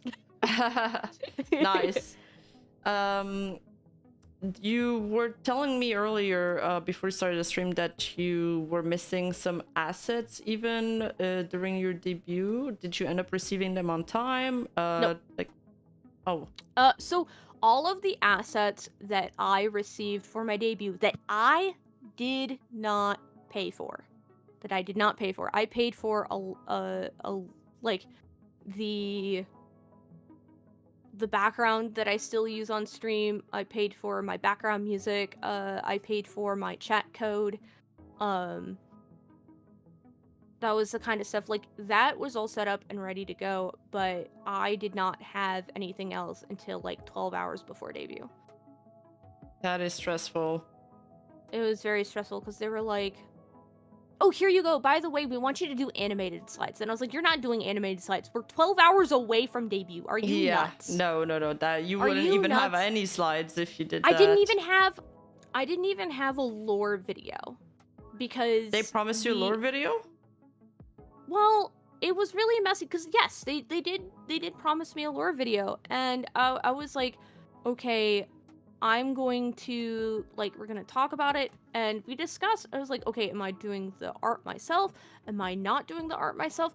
And there was a whole lot of confusion with that. I'm still confused about that, because they said that they would hire an artist to do like some art for my lore video, and they even promised me a voice actor. That would have been dope, though. Because I requested the VA for Darkest Dungeon. Mm-hmm. Because I wanted to be the horror VTuber. That was kind of what I was brought on for. And Lorelai was supposed to look a little bit more monstery. Like, I had a thing. We didn't do it because it would have been, quote unquote, not, like, it wasn't within their corporate image, which is, like, fine. But my whole mouth was supposed to open up and stuff. Like, I was supposed to be a monster girl. And it was cool. And I'm looking forward to actually having that with the new model. Yeah, that's cool. I was just talking about a concept like that with Nuzagi. Let me just grab these memberships real quick. Oh, yeah. Skiz, thank you so much for the membership. Setsuna F, thank you for the 10 gifted. Mr. Frey, thank you for the 10 gifted as well. And Michael David, thank you so much. I'm getting adjusted to it, okay? Bear with me, chat. So, all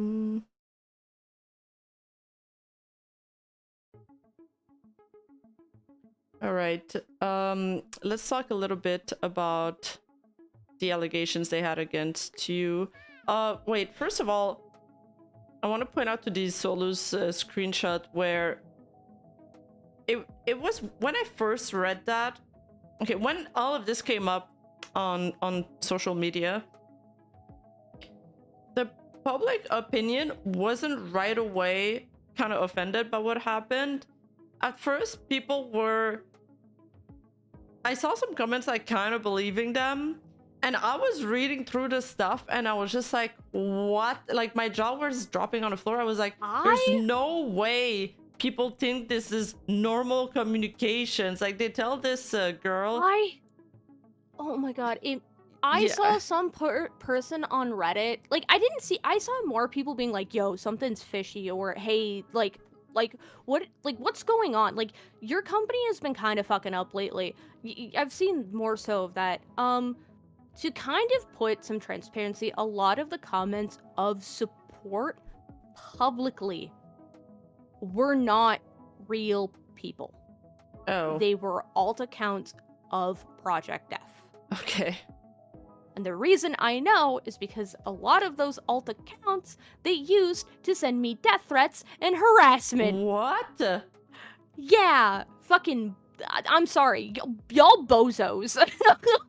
What, like, I was like, y'all are morons. Why would you out yourselves like that? But yeah, they would, it's why my DMs are closed, because they would use these alt accounts to tell me death threats and say that they were gonna dox me and swat me and all this other shit. Oh my god. Okay, I had no idea that this was happening on top of everything else. Yep. I thought it stopped at like corporate negligence and, you know, just being bad at their job. No, the CEO took it so... took me leaving so fucking personally that he was like, I hate her, I want her dead.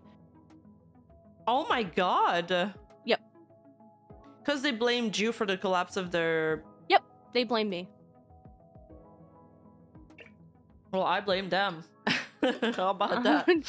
I was like, I was like, I still have like I have my lawyers on speed dial still. Like, okay. You want, like, if, and here's the issue I have is that when they sent that second statement out, kind of spilling all the tea, I was like, first off, that is what they want you to see. And that's something I want you guys to keep in mind. That is what they want. That they thought that by posting that, it would make their image look good. That is what they wanted you to see. I kind of want you to sit back and think, what aren't you seeing? What isn't there? Because they were horrid people. They were horrid people who abused me, abused their talents, abused their management. It was bad. It was really bad. That's so awful. Like, they don't deserve to have all these wonderful talents under them. Like, they don't deserve you. No, they didn't deserve to have I this told them company. multiple times. Yeah. I told them multiple times, you do not deserve your current existing talents. You do not deserve them. Yeah, that do not is deserve beyond them. fucked. You need to do right by them, or you're not gonna have a company left to run. Just I thought it was just from reading the screenshot. I was like, there's a lot of unprofessionalism going around. Like, they just tell Solos that they heard she was leaking info. There's no screenshots. No. She was not. Proofed. She was not leaking screenshots. She was just like, okay, and she left. But I think she wanted to leave, so maybe it was She convenient. wanted to leave when Kua left. Okay. And they wouldn't let her. They told her that if she left right away, it would make the company look bad. So they forced her to stay on. Oh, there's a termination queue. No way. No and on top way. of that, something to also keep in consider is that the contracts. I don't know if they signed the exact same contracts I did. I know one of the talents signed the same contract I did, and I had to walk them through it a little bit. But the contract, and this was the biggest issue with the contract, is that there was a clause at the bottom of the contract that said if you left before your contract ended, you owe us $5,000 plus the cost of your debut. Stop. And your lawyer, your initial lawyer didn't read the contract, so you signed that. I signed that, and I'm legally blind too, so I didn't completely read through it. I was like, I don't have good eyesight. I'm not gonna read this. I'm gonna pay somebody to do it for me. Because that's their job, right? Yeah. Are you fucking kidding me? Oh my god. And that was one of the reasons why I got lawyers. Because I was like, some of this shit doesn't make sense. But if this is like legally binding, I'm fucked. I don't have this kind of I really don't have this kind of money. And not even if I did have that kind of money, which I kind of did. Like, I could have made it work. It would have been tight for a while, but I could have made it work. But I'm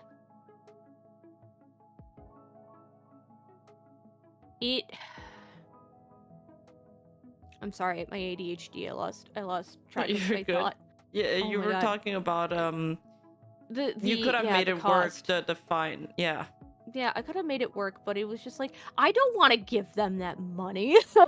Yeah, it's a matter of principle too. I mean, you were only there 2 weeks. At the same time, they didn't hold their side of the deal. I had been with Project F for... I signed on late August. I signed on August 21st. We debuted... We were supposed to debut the same day as the End Project. Oh. We debuted a week later, and then...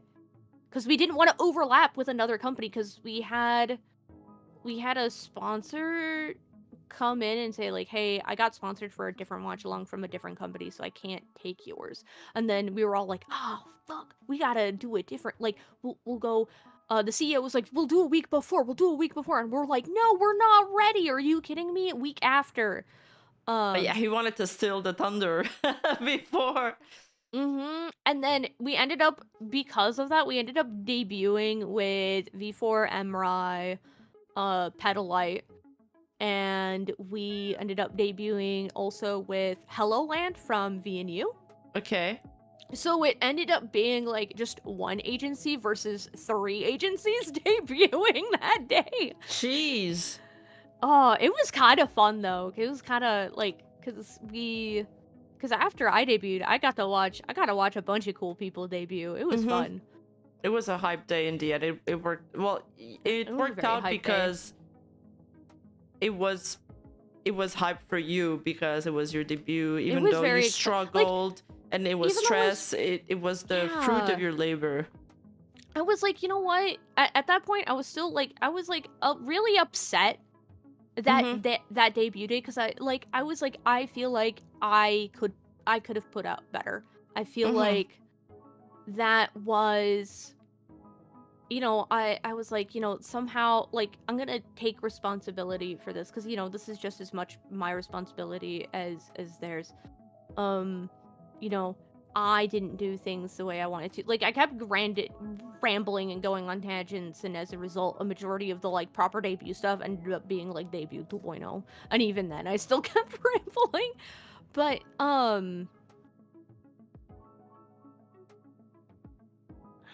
do I... It's like, I was with them for 5 months. And I was still really hopeful despite all the chaos, but it was like after that debut, the CEO told me that, like, he told me right after I debuted that I did great, and then the next day he was like, you did horrible. We're so disappointed in you. What? We're so disappointed. But they did horrible. Like, you managed to pull through with all the problems. They should be thanking you. They were like, this isn't what we wanted. This isn't what we wanted from you, and all this other stuff. And, he's very controlling. Like, yeah, it was just like, you know, they kept comparing me to my gen mates. They were just like, well, so and so did it, so why couldn't we have you? And I was like, but I'm not them. That's not fair. Yeah. Damn. Okay, that what a party pooper. What a thing to say to somebody that's like trying their hardest. And I was angry. I was like, you're an ass. Such a disappointment. You're an ass. Yeah. But you know who's not an ass? Eccentric Tinker 142 with the 5 gifted. Oh Thank my you God, so much. The 5 gifted. I hope they go to my coolest members, which means all of you, because you're all cool. Thank you for supporting us today. Thank you for showing up. This means a lot. This is like my first talk show, kind of. And it's been a format that I've been wanting to test out for a long time. Like, I've been wanting to do this for a long time. And Lorelai, you're my first guest, so I'm really happy about this. Wait, I am? Yeah, no. No, I don't want those. Off. I don't want no high expectations. I can't do it. No high expectation, because you know there's no precedent, right? I didn't even talk about it to anybody. I just did it. I don't hype up my project. I kind of just do it. I really like working on projects. I like working with people. I really like doing that kind of thing. So when you reached out, I was like, oh, you know what? I'm a little bit nervous about talking about this kind of thing, but I think it kind of does need to kind of be like it does need to be talked about. Like everything is not always what you think it is, and I don't want this to kind of be like me talking about my experiences to kind of be a woe is me, you know, oh poor me, you know, I got, you know, I had all these issues, because like it is what it is. The issue has been somewhat resolved, and I am now able to hopefully move forward and heal. But if we don't talk about these agencies like fucking over people, like we said earlier, like agencies are just gonna continue doing this. We're just gonna we're just gonna keep having these small upstart agencies, just whether well-intentioned or not, hurt people. And not just talents. We're gonna have managers and like staff members and like other people hurt. Yeah, I feel like it feels like you've moved on past it and you're in a much better space now, which is why you can talk about it. It's not so Shout out fresh to anymore. my therapist. Yeah, nice. W therapist. Shout out to my therapist. You're the real one, homie. Oh, Miri Sapphire is in the chat, Miri! and she says Lori love. Aww, I love cute. Miri. I love Miri. Miri's the best. She's Hi, the cutest. Miri. I love her. I love her. Nice. We'll have her on next time. Yes. I hope next time we'll be on it. It's gonna be on a lighter note, Lorelai. Don't worry about that. I hope so. Yeah. Yeah. Yeah, I got you. So, okay, yeah, Kawa, we don't need to go over this. Basically, she left because of mental health issues. No, that's what they said. Like, their notice says this is the real reason behind Kuwa's graduation.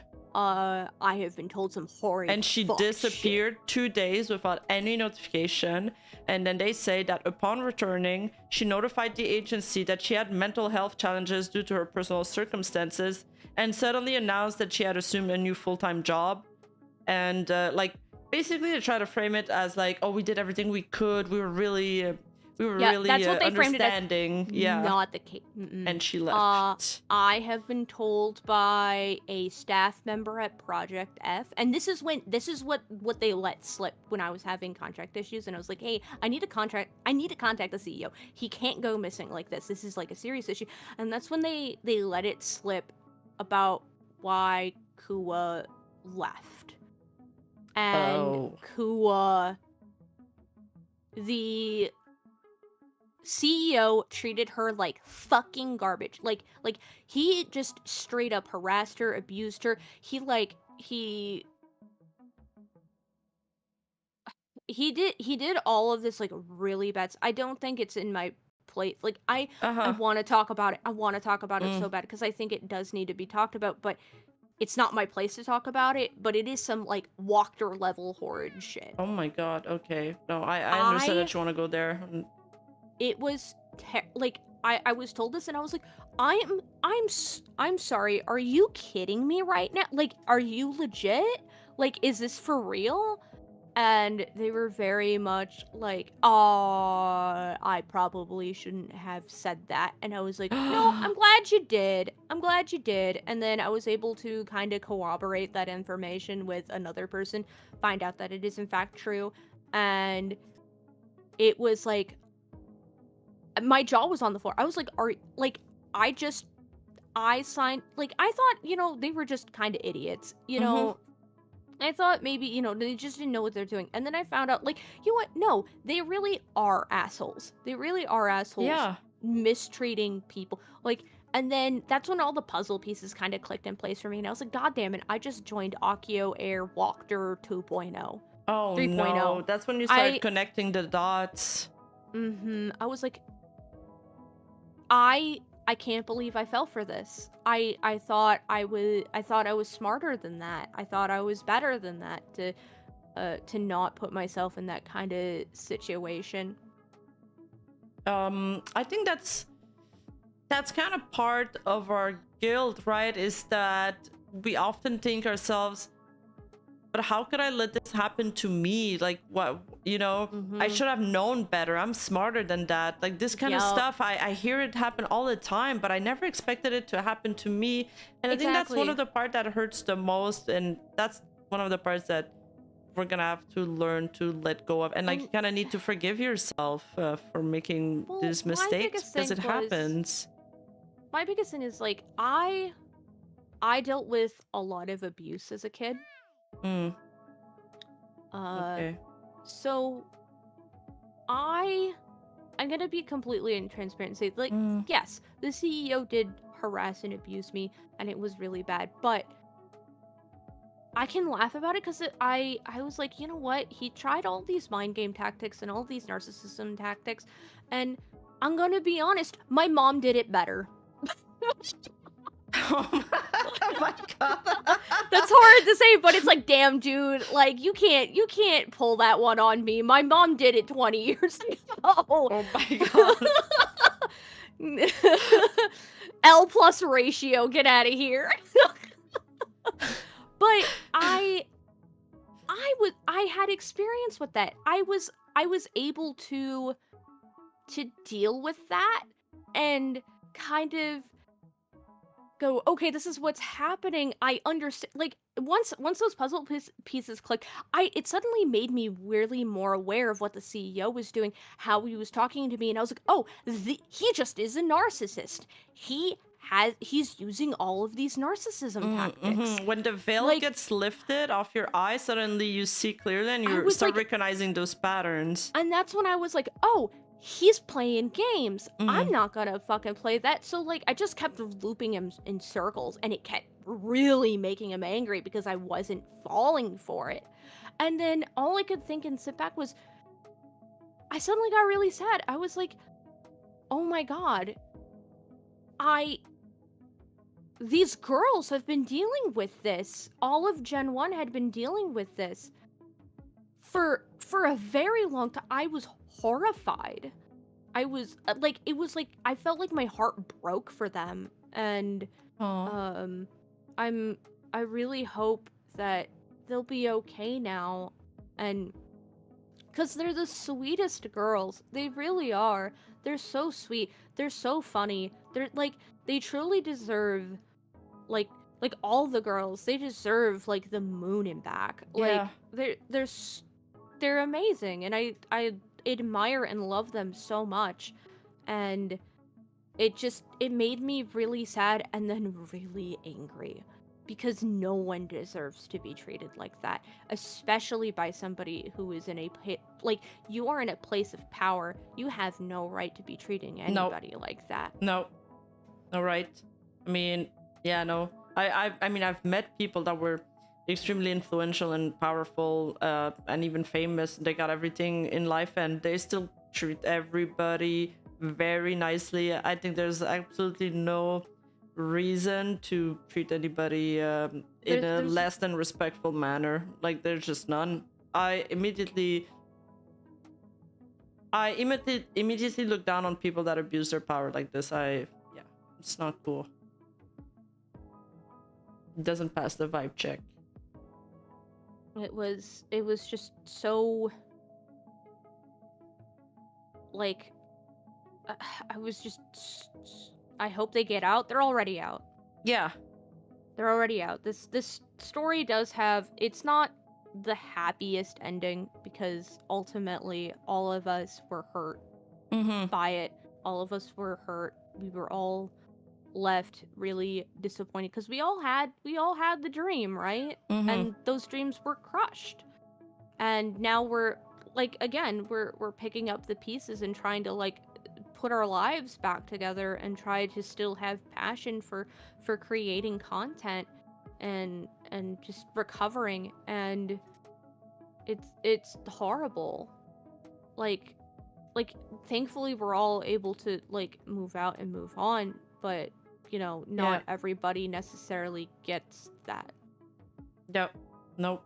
The human brain is surprisingly resilient to bouncing back from traumatizing experience, which is wild.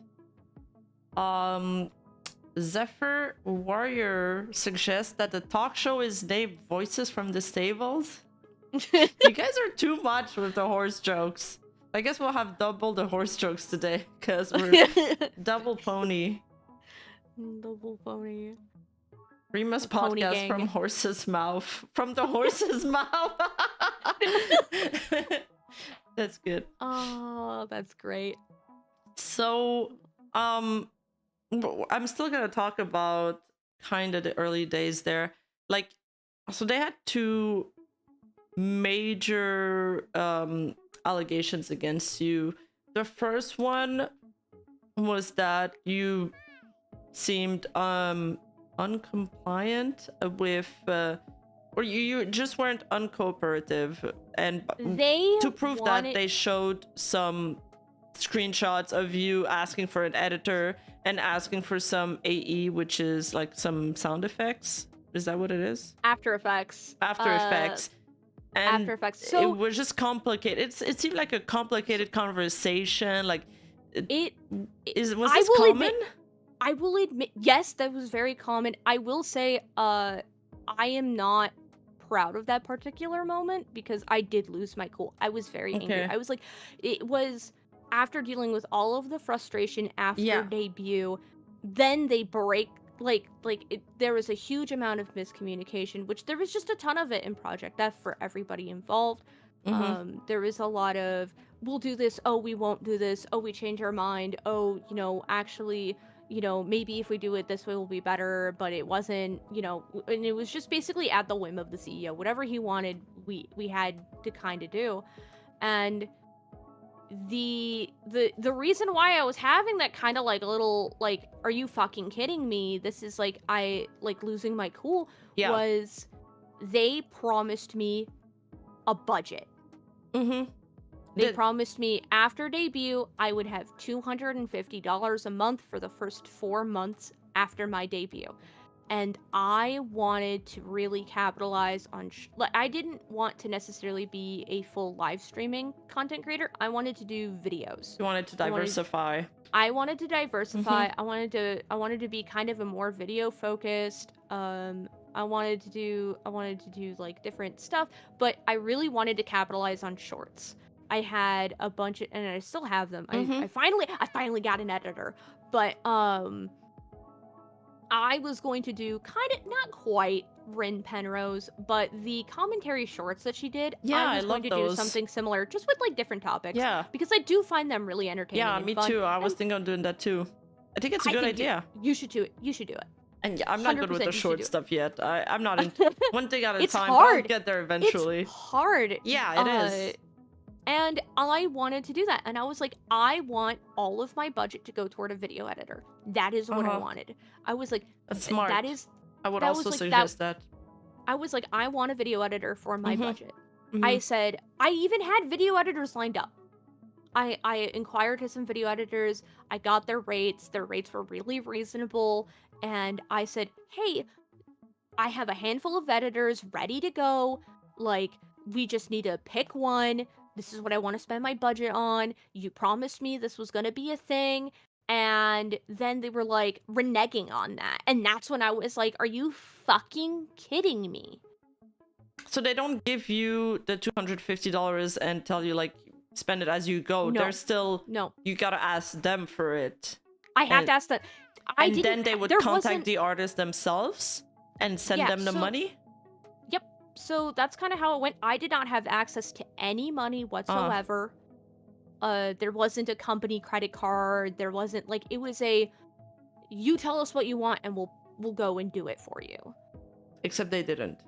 Or they would always be pushed back, it'd be complicated. And it felt like that. When I read this, I was like, why is this the only conversation singled out to prove their point? Like, shouldn't there be multiple areas, multiple moments? It was the only time I was ever not a good, like, person. It was the only time I was ever, like, I lost my shit.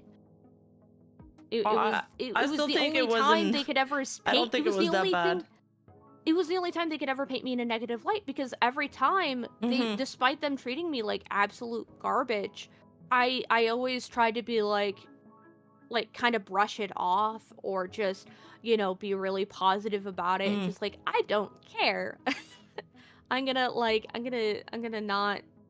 Yeah. And at that point, I think part of me was still naive, where it's just like, oh, you know what? Sometimes people have bad days.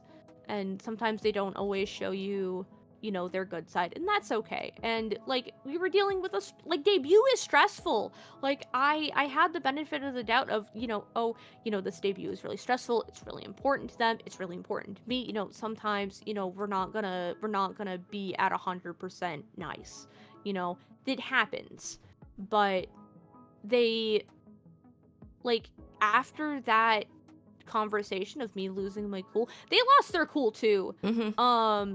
They were very much like, how dare you talk to us that way? That is absolutely 100% unacceptable, blah, blah, blah. And I was like, you know what? You're right. It is unacceptable, but also, like, this, like, you promised this to me. I mean, this was just kind of the straw that broke the camel's back. Like, it was just, like, it could tell it was after a lot of time of frustration, a lot of frustrating conversations.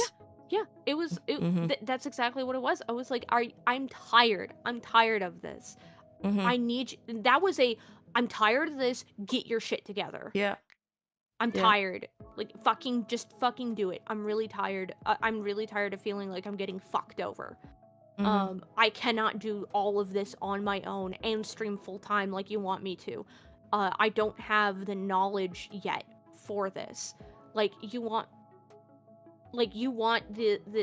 they wanted the shorts content out, like, ASAP, and I was like, you want this out ASAP? Oh, they wanted this too. They were on board with it. They want, of course, because me and the other girls were like, yeah, shorts content pre-debut. That's what we need to do. Before we debut, we have to have all of our models finished, and we need to start pumping out, like, shorts content to, like, really hype it up. And it worked for the, like, that it did work for those who were able to do so. And the company didn't really think that it would work. So when they saw the success, they were like, oh, you girls were right. Like, we need to listen to you more. We need, like, we need to pump out more shorts content. We need to do all this. And then they also promised to me and the other girls that there would be a video editor for us full time. Yeah, I get it. Let me just grab this comment in chat because I think it's a good comment. Or it's a good question. On one hand, not given direct access to funds seems standard. It depends. In the VTubing world and like in LLCs, when it comes to content creations, it seems like a lot of the money goes to the companies first and then gets distributed back to the talents. Yes. But for example, in my line of work, I'd ask for, like, for these sums, also because, you know, I'm unionized, so we have standards. I'd ask for an advance for everything if I want to. Yep.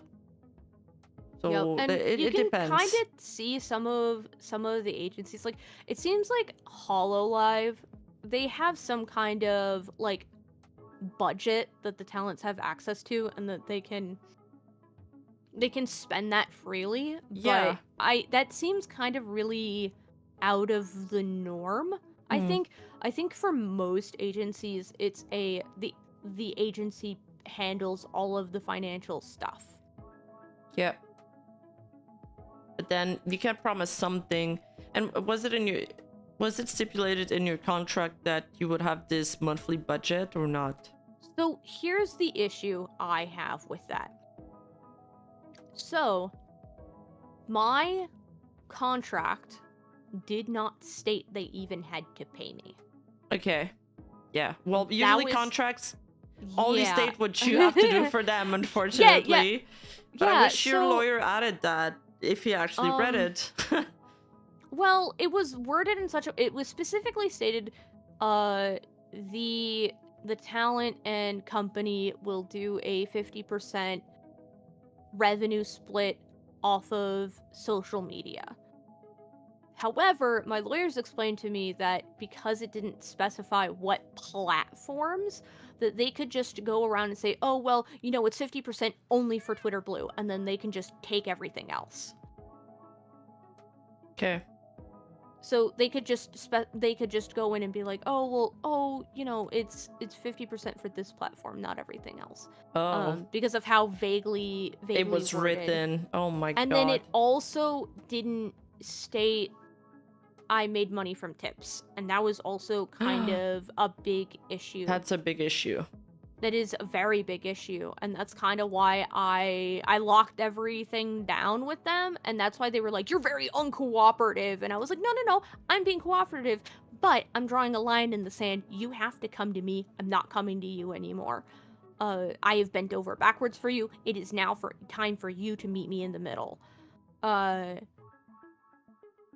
And they got very accusatory and stuff, because um this is something I meant to talk about. So my contract stated at the top that you would have not just that contract, but also a VTuber guideline that Mm. I would have to follow.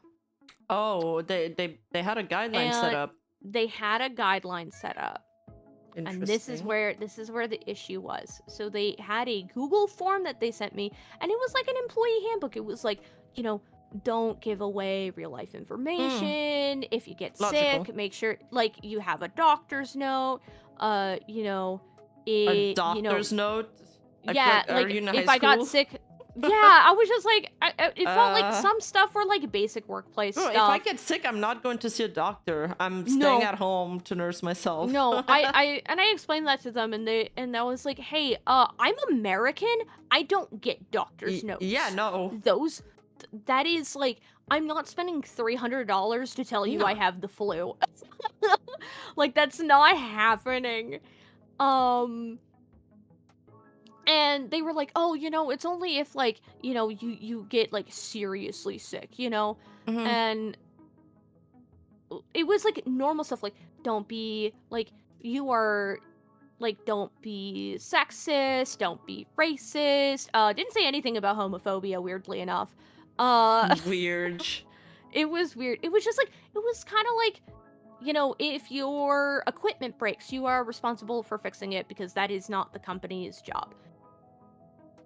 Okay. That kind of thing. Even the equipment they gave you? They did not give me any equipment. Okay. They did not give me any equipment. All of the equipment that I have, I had previously. Okay. And well, for some reason that doesn't surprise me, but I needed to double check. no, it was a requirement that I had the equipment pre-existing. They did not want to hire somebody who didn't have the equipment. They did not want to pay for it. Yeah, Project F, more like project, for fuck's sake. Thank you for the super cheese pardon. I heard somebody call them Project Failure. I thought that was really funny. Yeah, there's been a lot of puns that have been pretty funny, not gonna lie. So the second thing is, well, you've touched about it. Basically, the biggest issues they had with you is that they asked, and I'm saying that for chat who doesn't know like the full details of the story, they wanted to log into your YouTube account. And they wanted you to share your info with them. They didn't just want that. They wanted to lock me out of the account to quote unquote do an audit. Wait, that's what they wanted to do? My contract didn't state who owned the accounts. And because I made the accounts, I was like, you know what? It's my account. Yours. I own it. That's mine. It's mine. And I didn't think, because like it seemed like you could hold up like a Google AdSense or whatever, like I could just hook it up and then they could do it remotely. And nobody explained to me that you couldn't. They told me you couldn't do that. But I know that MCNs exist.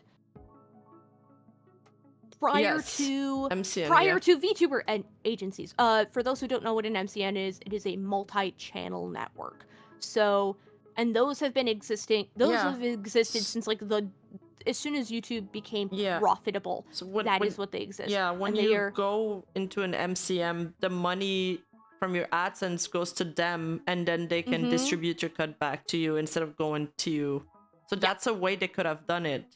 Yep, and that's what I thought we were going to do, and that's what I tried discussing with them. I was like, you guys are basically my MCN. You guys take a cut. I'll just funnel the money to you, and that's what I was trying to do. Like my stream elements, my tip page had always been the entire time had been funneled to them. Like it was hooked up to their PayPal. I didn't see any of that. Did you see some of it? No. What? They walked away with like with months of your work? Yeah. 5 months of your work. And you didn't see a penny? And you paid some of your assets by yourself for your debut? I paid... And your equipment? I paid like roughly $1,200 for my assets.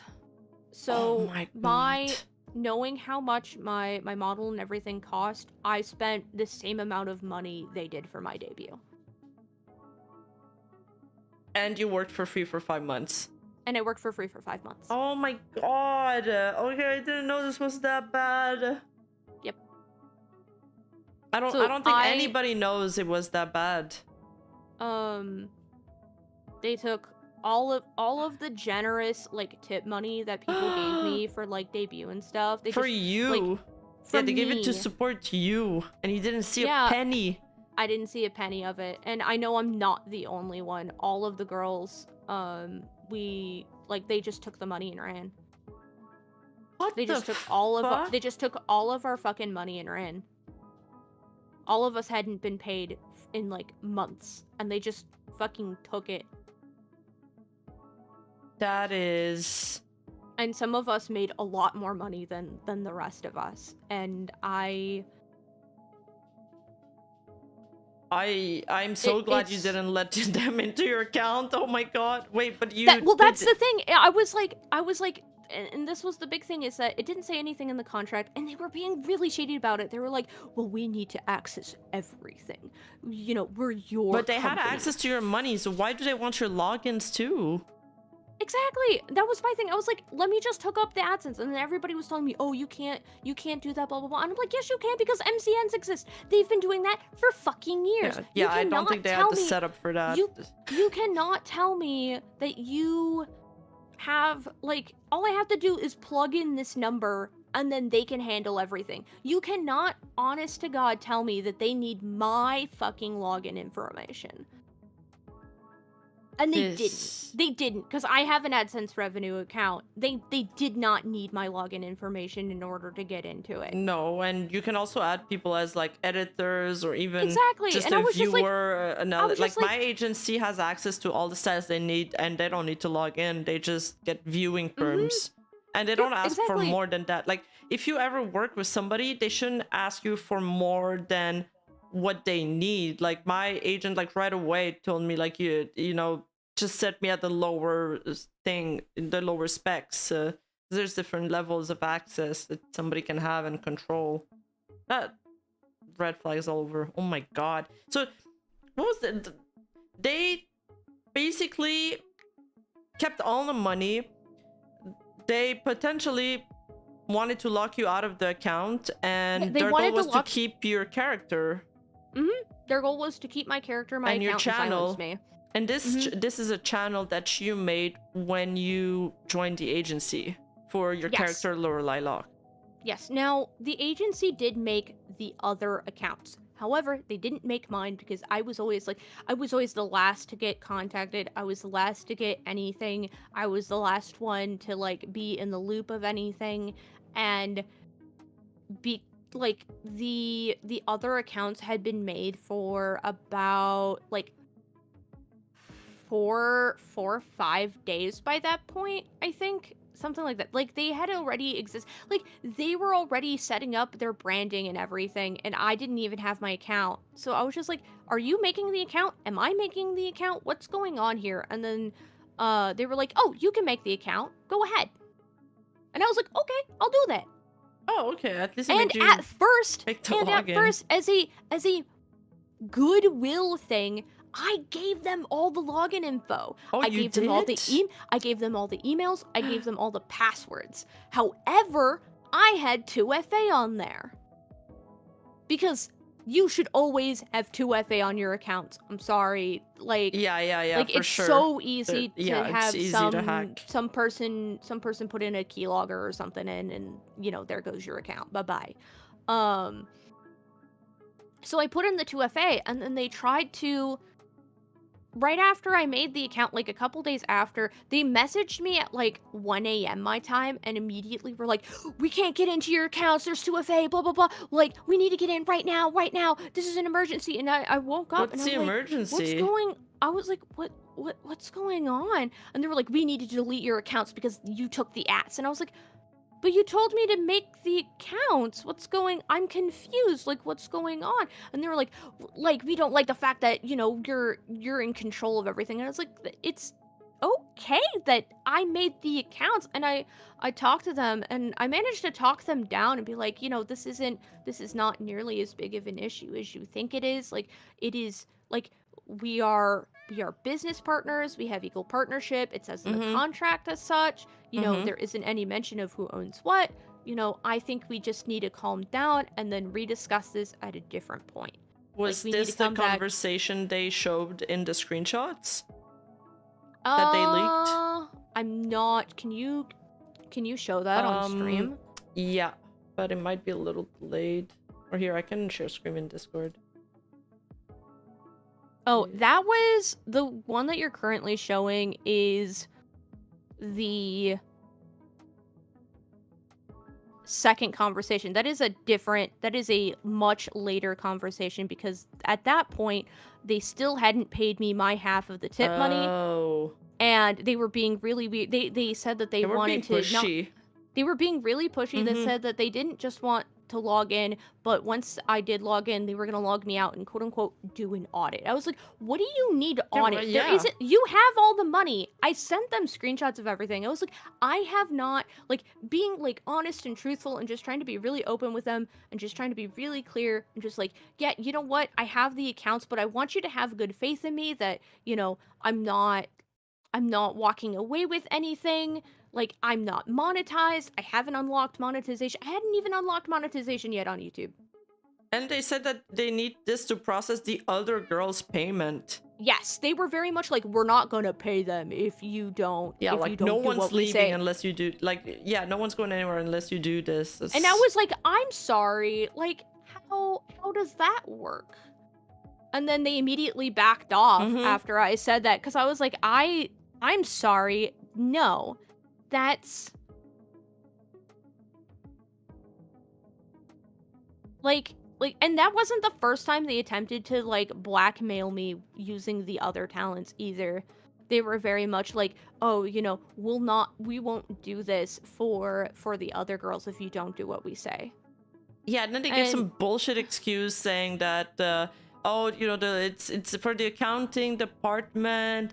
They required to verify each transaction to correspond exactly with a record. And there's no transactions made. It's just receiving money.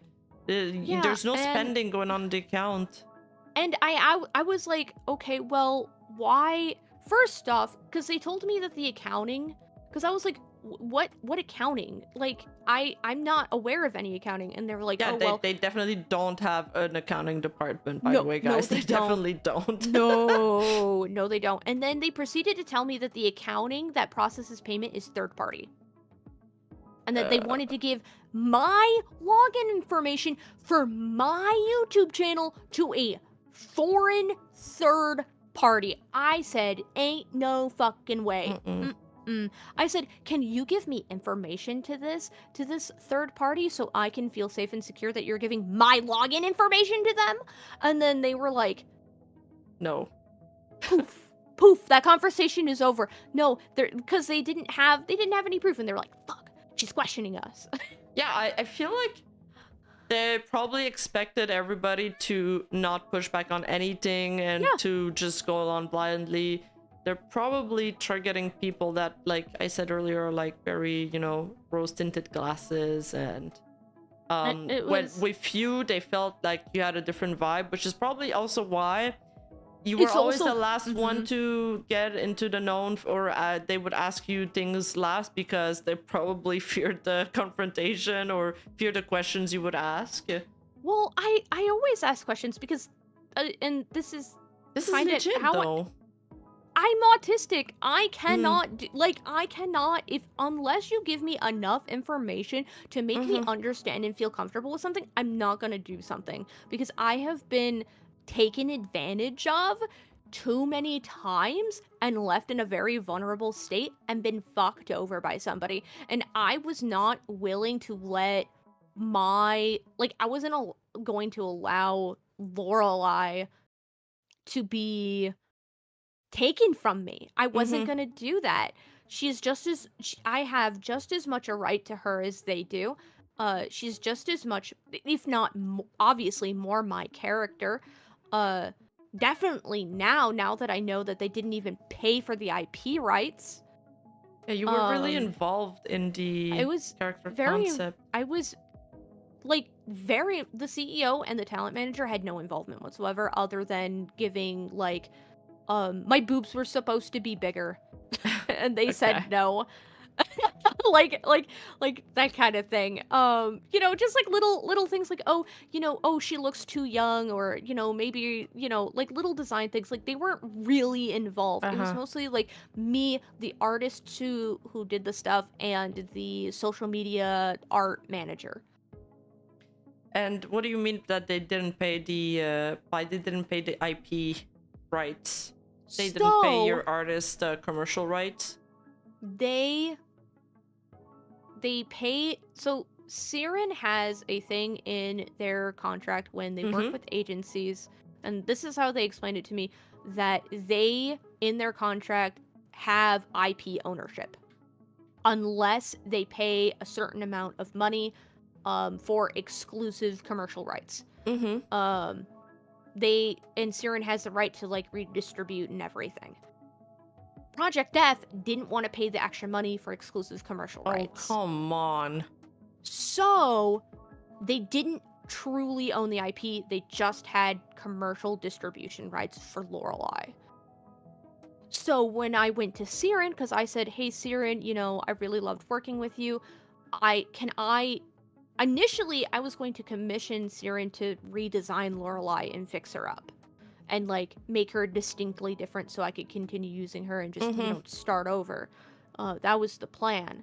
And then Siren came, like, we talked with Siren, and Siren was like, oh no, you want Lorelai? You can just use her. Oh, so is like, that when you... Yeah. Oh, yeah. Go ahead. And then, I inquired with all of the other artists regarding the assets that I have, and they were all very much like, we would love to see you continue using Lorelai. So, so I have commercial rights to Lorelai, but I also do not own the IP. Siren owns the IP.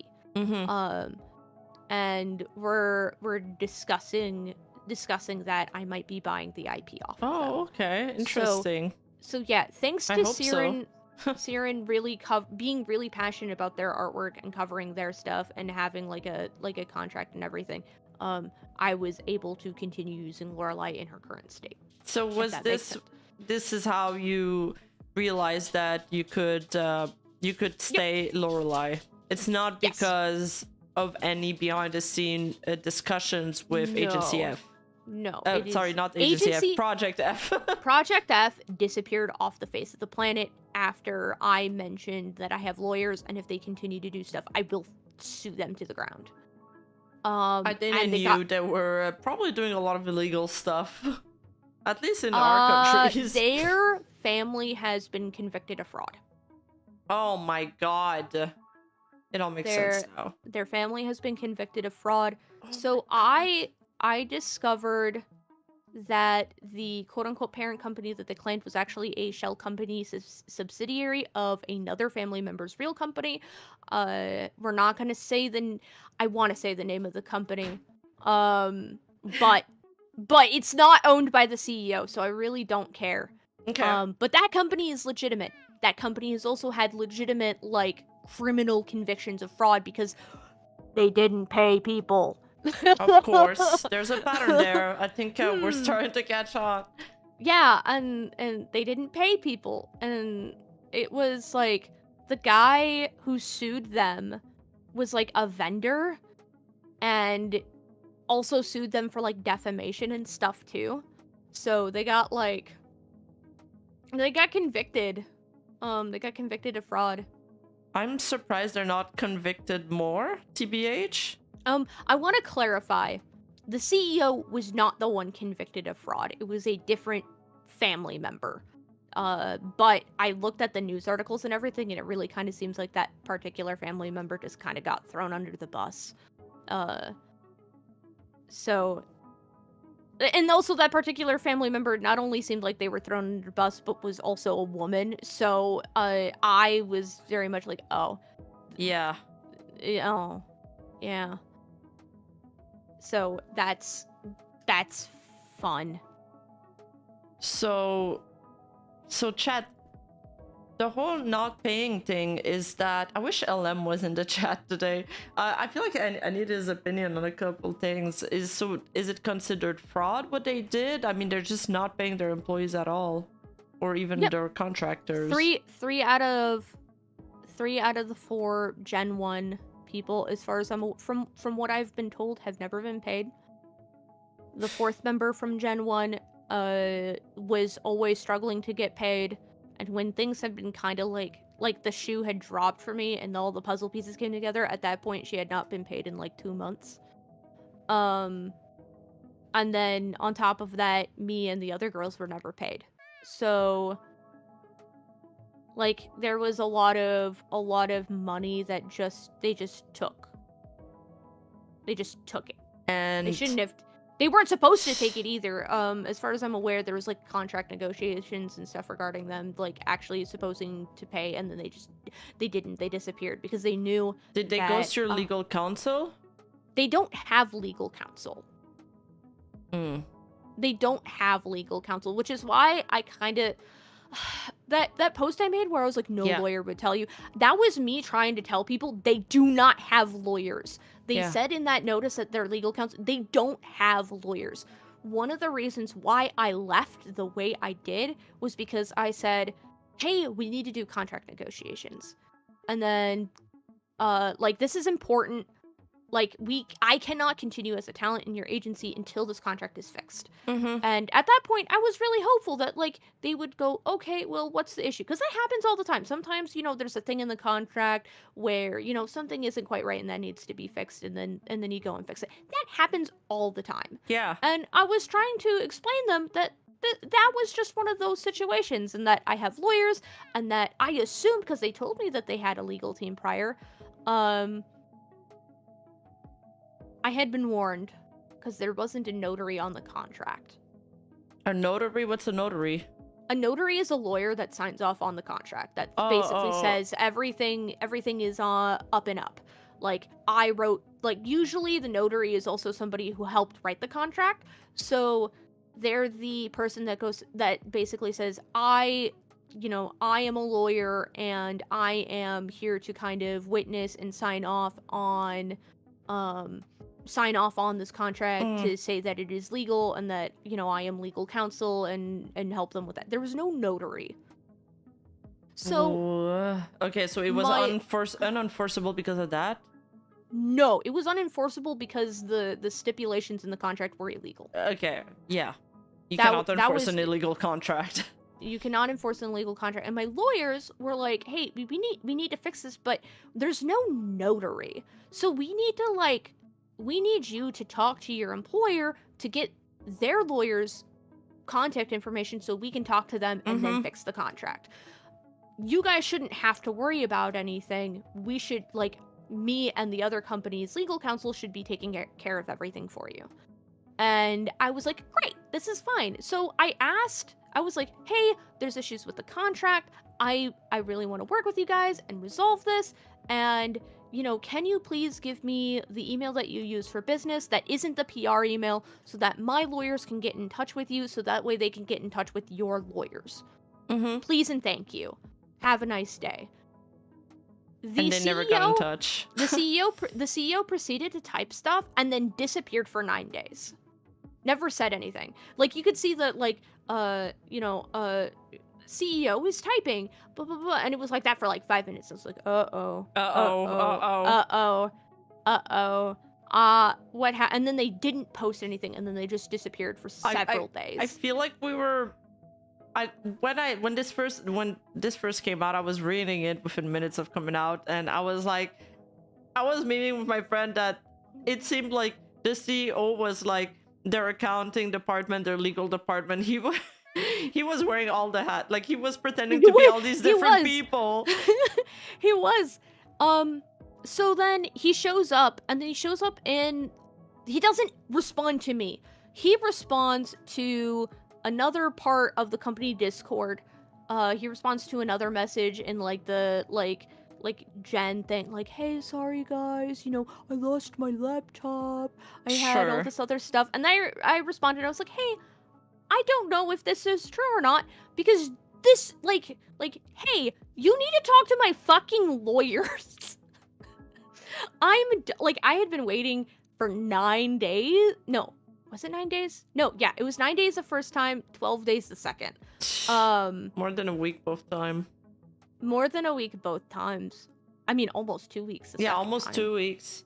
So, I was like, I mentioned that I needed help with my contract and that I had lawyers involved, and then you instantly disappeared. So I'm really sorry that if this happened to you, but please understand that I am not going to be, like, please respond to my message. Yeah. Like, I'm sorry, but I don't believe you. Please respond to my message. I mean, at one point, other people's problem is not your problem anymore. Like, you can feel bad for them for losing his laptop, but it's not gonna change anything. I was like, I'm sorry if this happened to you, but also, like, please understand that I am really skeptical of this because you have made multiple excuses in the past. The issue that I have discussed in our group chat is a serious issue. My lawyers are waiting for your response. Please respond to my message. Yeah, and in the case of Kua, they kind of told her, because she stopped responding to them, that, hey, this is your job, but even if you don't have Wi-Fi or access to a Wi-Fi, you should have found one to respond to us. So, I don't know, rule for you, but not for me. Yep. It's kind of a double standards there. There's a lot of double standards. The CEO then proceeded to immediately go into the Discord and just... He was horrible. He was just like, how dare you? How dare you do this to me? How dare you talk in that Discord about lawyers? That is inappropriate for the company. Like, blah, blah, blah. That was a public Discord. I was like, that is not public. That is a private... you and the other Thailands. That is... I'm sorry, I didn't realize that this Discord was open to the public. And then he got really mad and he's like, you're trying to be smart with me. And I was like, no, I'm trying to be realistic with you. And he was just like, you're being really dramatic. You know, I'm this good guy CEO. I'm giving you everything you want and more. And how dare you try to sue me? I was like, I'm not trying to sue you. I just want the contract fixed. And he's like, no, you're horrible. How dare you?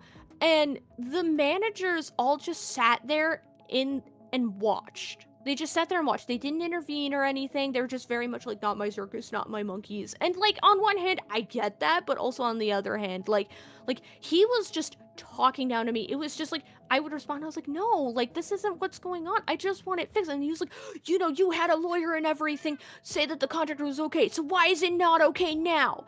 And I was just like, that happens. Like, that's why I got lawyers. That's their job, is to fix contracts. You know, it happens. And I was just like, I was so upset. I was just like, I'm just trying to work with you on this. Like, he's grasping at straws because he's trying to hide all the shit he has in the closet, and he's frustrated because you kind of pointed that out in front of the other talents, and he thinks that his whole facade is crumbling because of you. Well, but it was crumbling already, but I hate to break it to you, but it wasn't gonna last. I was like, I just want it fixed. Like, that's a lawyer's job, is to do and fix contracts. I just want your lawyer, like, I just want your contact info so that way they can take care of it for us, so we don't have to worry about anything. If I wanted to leave, I would have left already. Like, I am trying to fight for this here. And they were just like, oh, you just do what you want anyway, blah, blah, blah. I'm just a poor little guy. And, woe is me. I'm just, you're trying to ruin my company. And I was like, I'm not trying to ruin the company. I work here too, bud. Yeah. I don't want anything to be ruined. And then I was just like, by the end of it, I was like, you know what? Professional statement here. I put in Israel and I was like, this is what's gonna happen. You're gonna negotiate this contract or I'm fucking gone. Mm-hmm. This is it. Like, you put your foot down. I said it way more professional than that, but that's basically the gist. I was like, I was like, yeah, I'm paraphrasing. I'm paraphrasing. I was just very professional, like, so-and-so name. Like, I wrote it like a letter or an email, like, this is an issue. This needs to be resolved. you, like, I'm not gonna talk to you anymore because you're talking down to me. Because they were just like, oh, you're being emotional, you're being dramatic. And I was like, I have autism. Please do not talk. Like, yeah, they were just gaslighting me. They were just like, oh, you know, you're just upset. You need to think about this. And I was like, no, like, this is an issue. I don't have any, like, I'm getting angry now, but I'm not angry. Like, I'm not angry. I'm not upset. I just want to fix so I can stream. I just want to make videos and stream and make people happy. I don't give a fuck about anything else. But it's not because you asked to talk to a lawyer that there's an issue. But if you don't want to talk to a lawyer, then there's an issue. Mm-hmm. Yeah, it's like it, and then they just like they kept trying to get the last word in. I was like, you know what? I'm done. That was my last message, and they were like, we need to have a voice meeting. Okay. And I was like, oh, a voice meeting where you can talk down to me and call me a piece of shit, and now I can't have screenshots and everything. And I live in a country where it's like I have to get permission to record other people. I can't just do that. So I'm putting myself in a really vulnerable position when I go into voice meetings with volatile people. I was like, so did you refuse? You're not. Okay, good. I refused. Nice. I was like, I'm not gonna talk to you guys in a voice meeting where you guys can just shit talk me the entire time and bully me. That's not acceptable. I said, the next time you talk to me, it is through my lawyers. That's it. I'm done. Like, if you want this contract fixed, you have to have, like, this needs to be fixed, or I'm gonna leave. Because I can't stay with the contract as it is. And they disappeared for 12 days. No.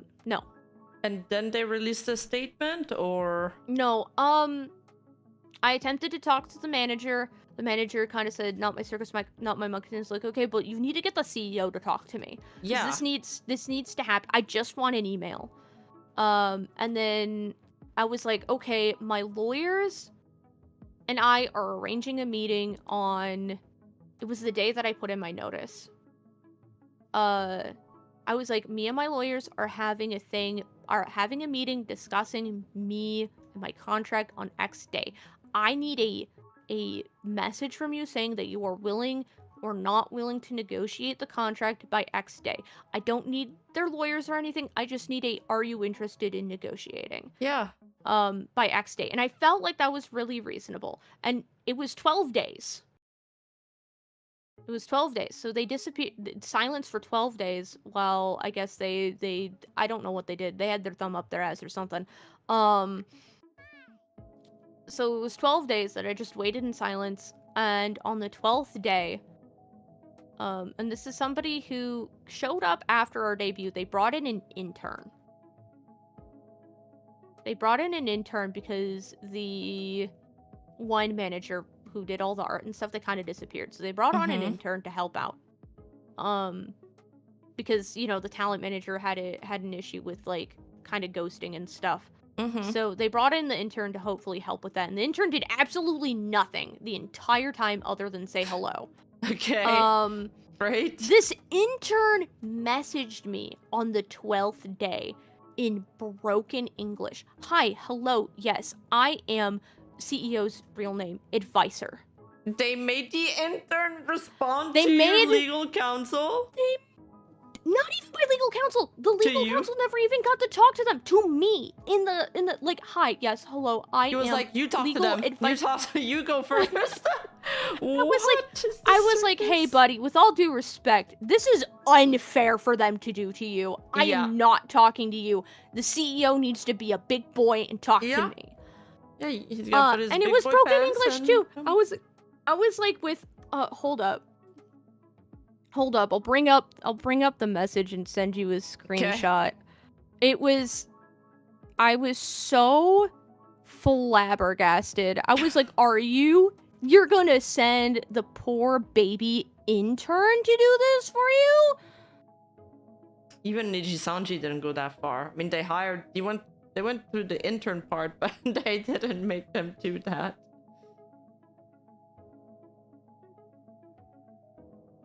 Here we go.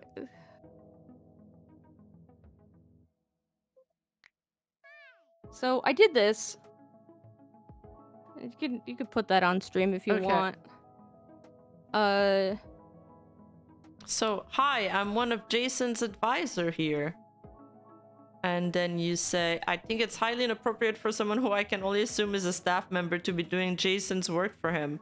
Unless you're his lawyer, contract notary, or have the authority to make business decisions on behalf of Project Foundation, I cannot talk to you.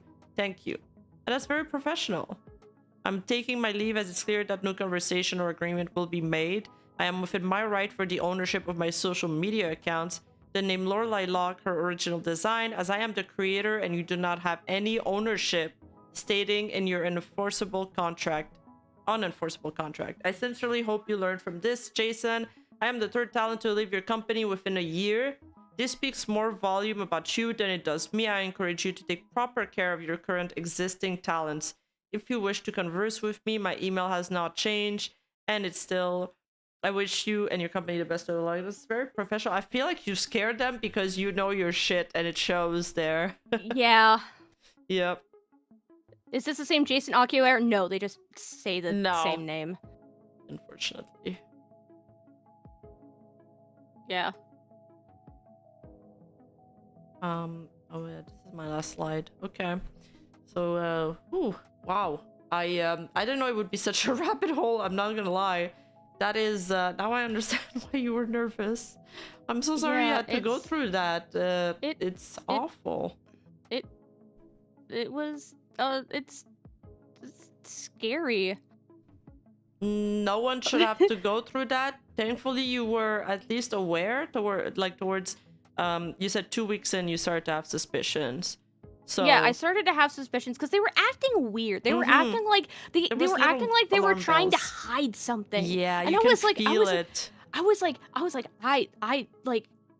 I usually have a really good gut feeling. Yeah, like, your intuition. My intuition has like kind of never proven me wrong, and my gut was like churning, and it was like something's not right I'm like here. Something's wrong. I'll go along until I figure out what it is, but yeah, you can tell right away. Something's not right, and then I immediately started like getting my ducks in a row because I was like, I don't know.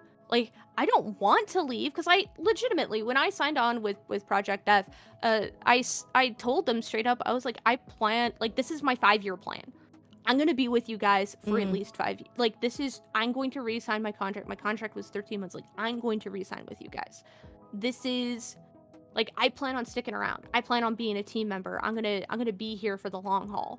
Like, and the company, they said that, you know, their 5-year plan was to expand outside of VTubing as well. So I was not super big in the VTuber community prior to joining Project F. I kind of felt like I just happened to be a streamer that was also a VTuber, and a majority of my contacts were facecam streamers, and they're lovely people. And one of the reasons why they were really interested in me is because I have a lot of contacts that are not VTubing.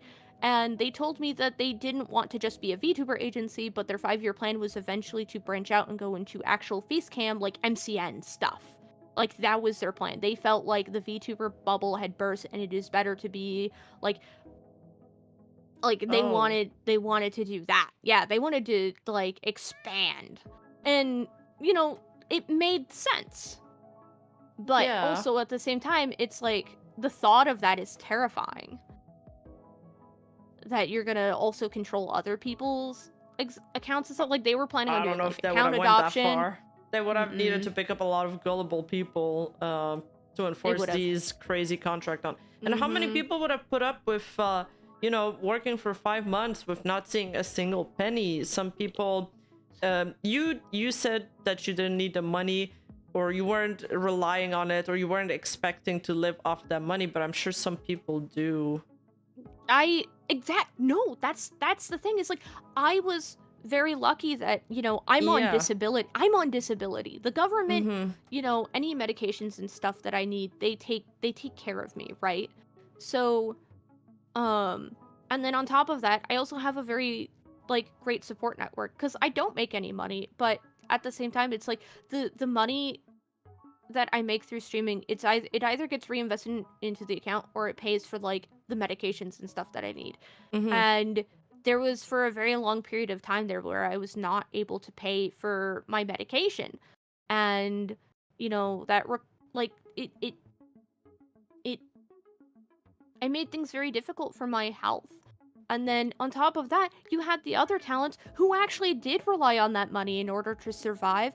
And it was just like I gave one of the talents money because I knew that the company wasn't going to pay her, and like she needed to eat. She needed food. Like she needs to be able to have a roof over her head. Yeah. That's not fair for them to fucking like fuck us all over. Like No. you're putting us all in financial dire straits. Like because I hadn't been making money, and that like I had been like a little bit in the red, especially like after all the like lawyer shit.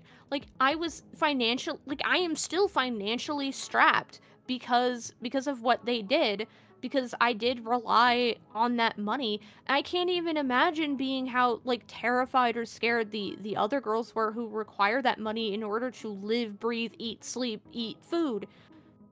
Yeah. It's unacceptable. Yeah, and also you invested 5 months of your life into your character, so you're kind of hoping that it's gonna work out. But I mean, at that when does point, hope turn into illusion? That's the cutoff. I mean, at that point, it was more than 5 months because it was August, September, October, November, December. Well, yeah, no. It was more than half a year, like half a year. Yeah, it was more than half a year. It was more than half a year. Oh my god, dude! You have incredible resilience for lasting that long. And did you ever hear the other girls complain? I mean, I don't want to talk about them too much, but everything was going on as it was normal, or was there? They had just as many issues too. Okay. They had just as many, if not like. Especially Gen 1. Gen 1 had, like, walkthrough shit going on. Oh. And especially since AccuAir blew up while we were debut prepping, I was like, I'm not fucking sticking around. Yeah. I was like, I'm not sticking around to be the next victim. Yeah. I've already been a victim. It's horrible. I don't want to be that again. I don't want to like, no, I refuse. I refuse to be hurt again by a narcissist. I refuse. And especially since this isn't just like it was a business, like it was financial. Like I'm not going to let somebody financially exploit me and abuse me. And I'm not going to let ideally they're not going to do that to my friends, but it's just like I can't help them. I can't help them if they don't want to be, because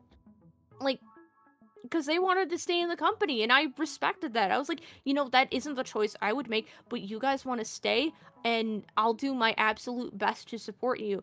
And my plan was always to just, despite the fact that Project F fucked me over, I was willing to play nice for their sake, to make sure that they were okay and they got the support that they needed, and pretend that everything was okay and that it was just a personal. No, it wasn't. And they hurt the people I care about, and I swear to God, if they ever put their slimy heads out there again and try this shit again, no. I'm going to. Ooh. This is why we need to get the word out there, exactly. Because those agencies will try to rebrand it. I mean, they did it. It already looks like they are. They have like a website that is like under construction right now. Yeah, here I'll send you a link. This is like their infinite money glitch or something. They're like, let's just get some talents, make them work for us, and then peace out when they found out what we're doing. Well, that's the thing. That's kind of what it feels like. And if you look at the history of the past accounts, because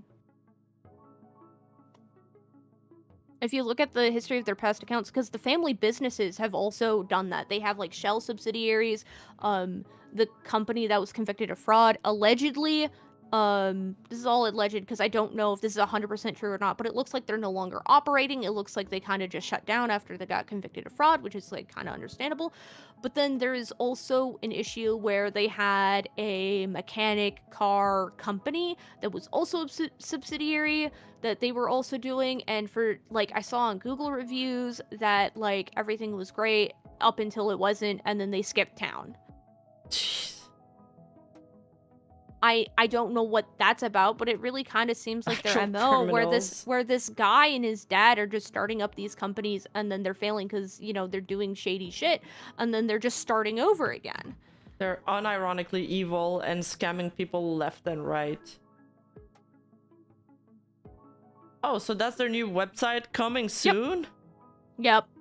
Did they announce that everywhere? How did you find that? No. Cause they don't cover their tracks very well. They don't cover... they don't seem very good at anything they do, I'm not gonna lie. And it's like... And this isn't apparently the first time they've done this. Apparently they've tried doing like an Indonesian VTuber agency in the past as well. I couldn't find anything on that, but I saw that it was on his LinkedIn. So it's either another shell account or they failed to make a Indonesian VTuber agency. Oh, he has a LinkedIn. It's deleted now. Okay. It's deleted now because 4chan found it? 4chan found it, well, yeah. Sometimes the detectives are useful. Yeah, which I already knew about the LinkedIn prior because he had his LinkedIn attached to the old Project F website. Okay. So I looked at that prior to signing on. I mean, I feel like usually the LinkedIns is what they tell you, like, make sure the CEOs and the employees have LinkedIn. That it should be a staple of identification, kind of, because, you know, if not, then you're only basing yourself on Discord usernames and stuff. If something happens, what do you tell your lawyer? Like, yeah, I was talking to a gamer 420, you know? I sent them, they required me to, like, send them photos of, like, my government-issued ID and everything. And they leaked that on the internet, and I'm not very happy about that. It thankfully seems to be gone, but, I got sent a screenshot by a friend where they're like, yeah, your company doxed you. Huh? Yeah. They doxed you? Wait, where did they sorry, where did they... They did it on 4chan. They leaked it there? Yep. They leaked it with an alt account. Legit whacked her. What? Yep. That is messed up. It's you can ask for them to remove those things, by the way. It's already removed. Yeah. Removed, okay, but, I just like, want to make sure you knew.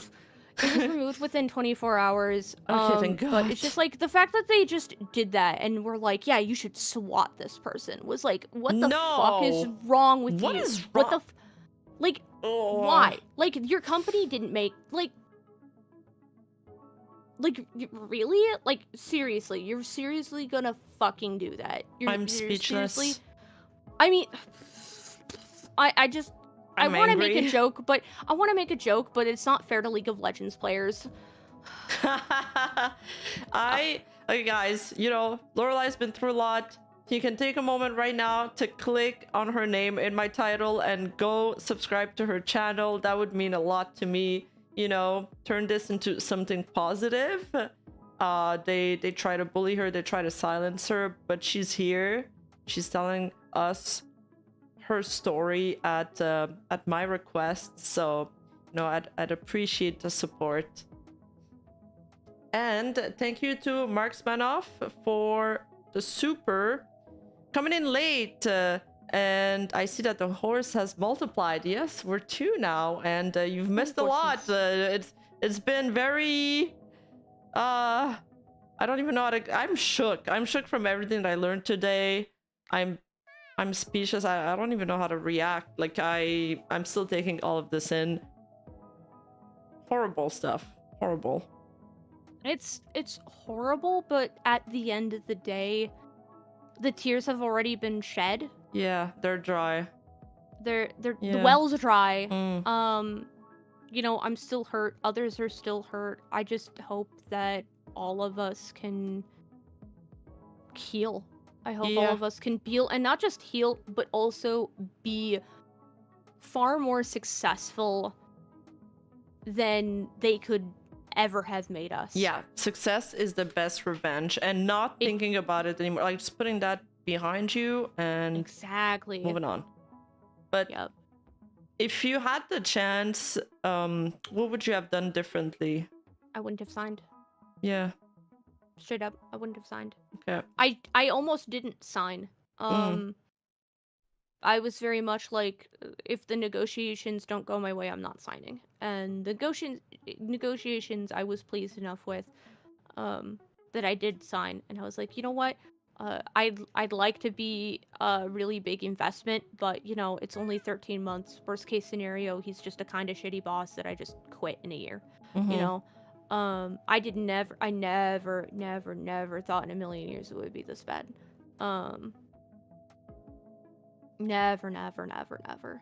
I don't think we have the imagination to picture how evil, manipulative, and the extent of how much people are willing to lie. Lie to her face, lie to another human being. Most people wouldn't be able to do that, so it's hard to fathom it in the first place. Well, it's like, for me, it's really hard to, like, I'm a terrible liar. I'm not good at lying. Yeah. Like it's hard enough for me to like make up a poor excuse so I don't have to like socialize. Because I'm a little introvert, but like I couldn't imagine just like lying as easily the way they lied. They did it like they just out of their mouth all the time. That's it. That's all they do. Yeah, and it seems like it was and common because for they them. lie, because they did it so frequently and so normally, and like at that point you think back and it's like, okay, well, everything they told me, what is true at that point? What is true? What is a lie? Is it all lies? Is it only some? Is it, what is it? And then you just have to sit back and it's like you can't trust them. You can't trust what they say. You can't trust what they do. No, but that's the thing. It's even when it's white lies, and that wasn't the case, you just can't trust anything after. How can you get close to somebody or work for somebody that you can't trust? Exactly. It's the basis of every relationship. Yeah. So, I sent that message and I said, I'm done. Goodbye. That's it. I'm done. And then you graduated. You did your announcement on your Twitter. I scrubbed everything, so that way there wasn't anything that could be linked to me and my past life. Because I wasn't sure if I was gonna take the account or not. I was willing to just let them just kind of be dead accounts at that point. It sucks, but it is what it is. I already have a really well-established Twitch channel and community and everything. It sucks, but I scrubbed everything and I put in the graduation notice that, I asked the girls, I was like, hey, this is it. It's happening. I don't want it to happen, but it is. What do you want? What can I do to make your lives easier? Because I don't know if you're sticking around or not. So I talked to them. I talked to my lawyers. We came up with the graduation message and we posted that. And it was meant to be like this sucks, but thank you. I'm leaving. Goodbye. That's it. And that's all it was gonna be. And then the company, I don't know, was it 1 or 2 days later? Because again, they were still ghosting me, so they didn't even see that I posted the fucking goodbye message. Until after, and then it was very much like, oh my god, everything's on fire. And then the CEO put in the defamation post where they're like, she stole our money, she stole our accounts, she stole all this stuff, which wasn't true at all. No. And that's it. She's terminated. She's terminated because she's a thief. And it was just like, I didn't do. Yeah, you're not leaving. I'm firing you. Yeah, it's like, bro, I quit. Like 2 days ago. Like, you can't fire me. I'm already gone. But it was like no, you can't quit. You're fired kind of thing. And then on top of that, I was just like, are you kidding me? Like, you had the perfect opportunity. I gave you kindness on a silver platter that you did not deserve. They should have just taken it and... You could have just put out a statement saying, we're sad to see Lorelai go. We wish her the best of luck on her future endeavors. And none of this would have ever come out. Until one of the talents leave. Because, they abused the fuck out of him. So, So they posted that notice, and people were, thankfully, most people did not believe them. They were like, this doesn't make sense. She wasn't even monetized.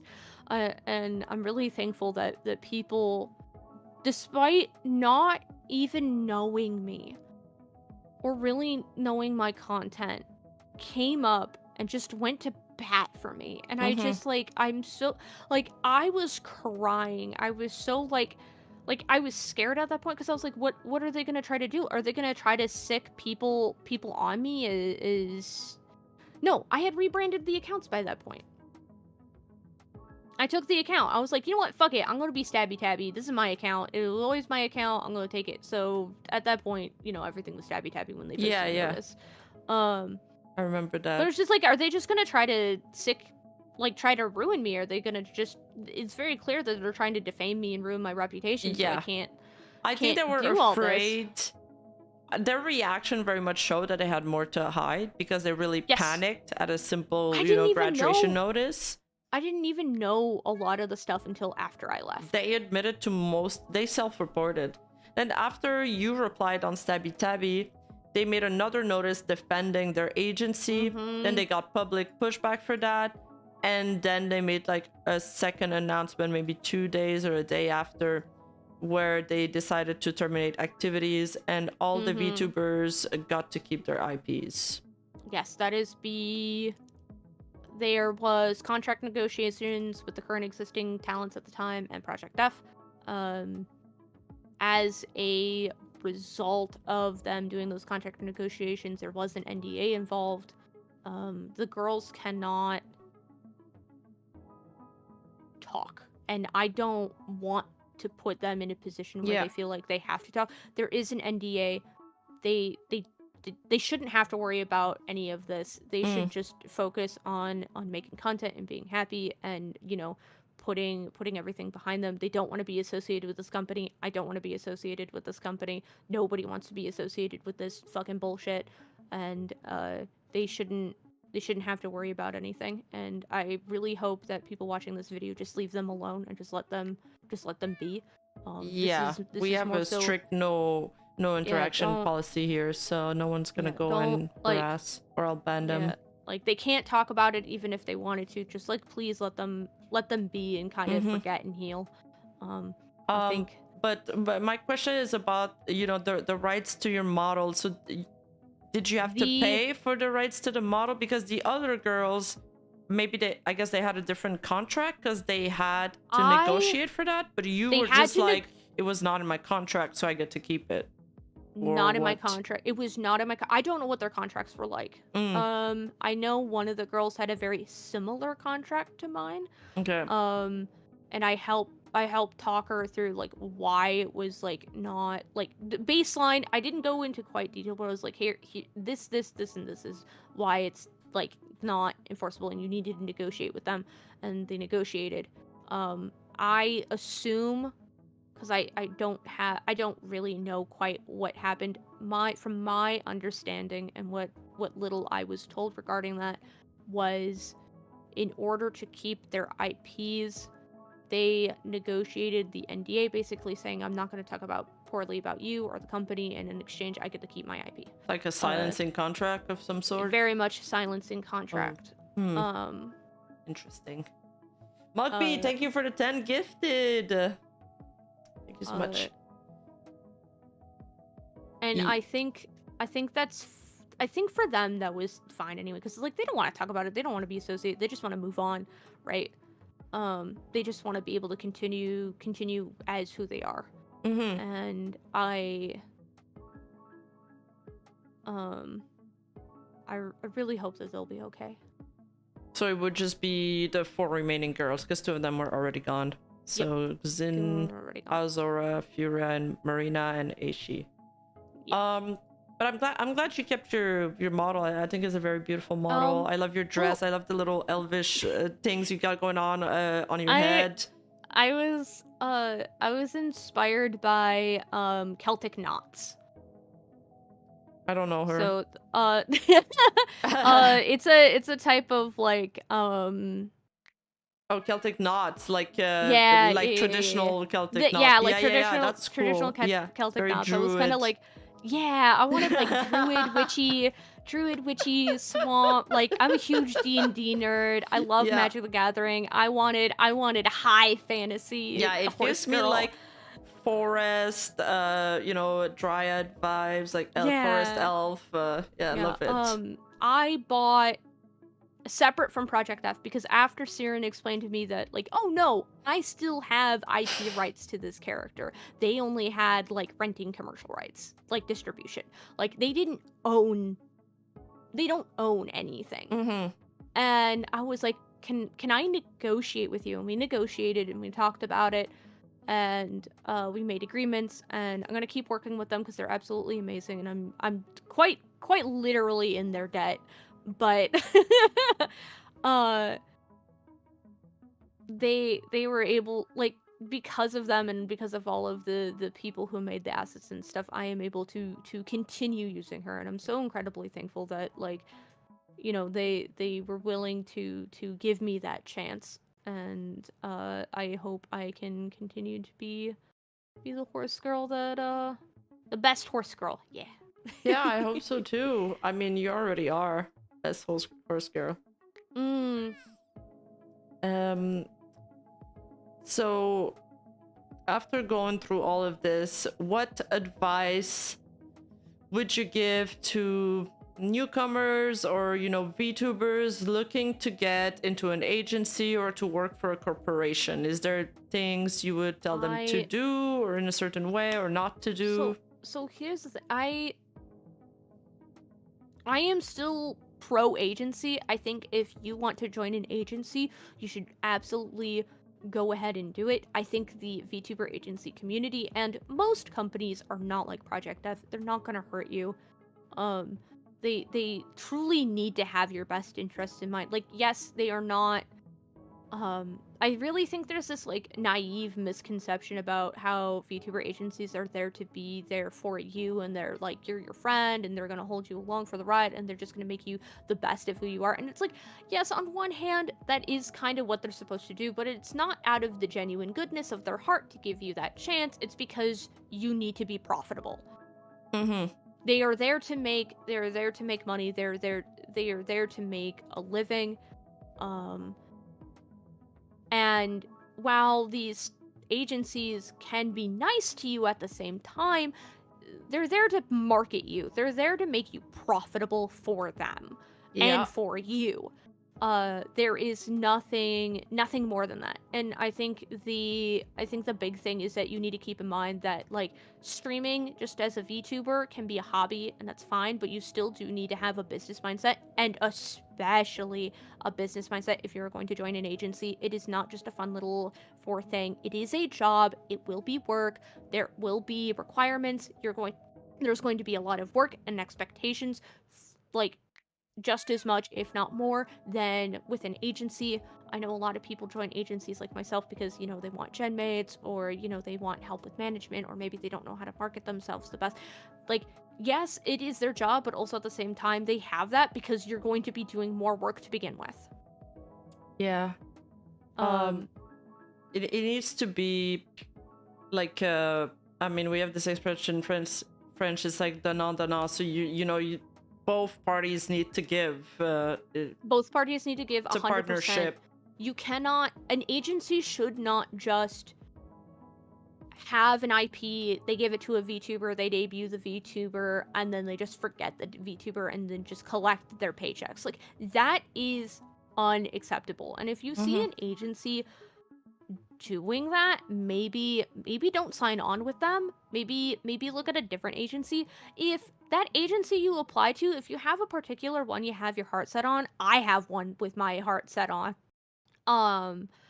But you know, if you really have your heart set on that particular agency, I think the big thing is that you need to work on yourself, work on your content, learn to market yourself, because even if it's the agency's job, I think having that knowledge and how to make you the best you can be, and then just help them, like, they're basically there to put a platform and help make you shine, so that way they can make money. Like, so long as you know how to do that already, generally agencies will take a chance on you. I mean, and I feel like you need to think critically about a lot of things yourself, and for that you need to have some knowledge. And I mean, also, I'll go more on that on a separate stream, because I do have advice, like, that I want to give to VTubers. I have a ton of advice. I love giving advice to people. I was thinking of doing a VTuber Academy. I'll have you as a guest there too if I ever do that. I would love that. I legitimately love... Oh, hey, VTuber News Drop. What's up? Yeah, I got a story for you. VTuber News Drop. Actually, we need to have a little talk about VTuber News. So I've talked to VTuber News Drop because they came to me because the company that I used to work for came to them and also gave them the same defamation and lies.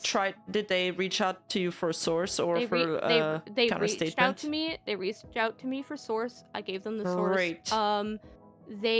Then the Project F stuff dropped the bomb the next day with the big thing, and I was like, hey, you know what, I'm really sorry, but like, you cannot talk about this stuff right now, because I think I'm gonna go to the litigation. I think I'm gonna be having to sue them. This is absolutely inappropriate. This is unacceptable.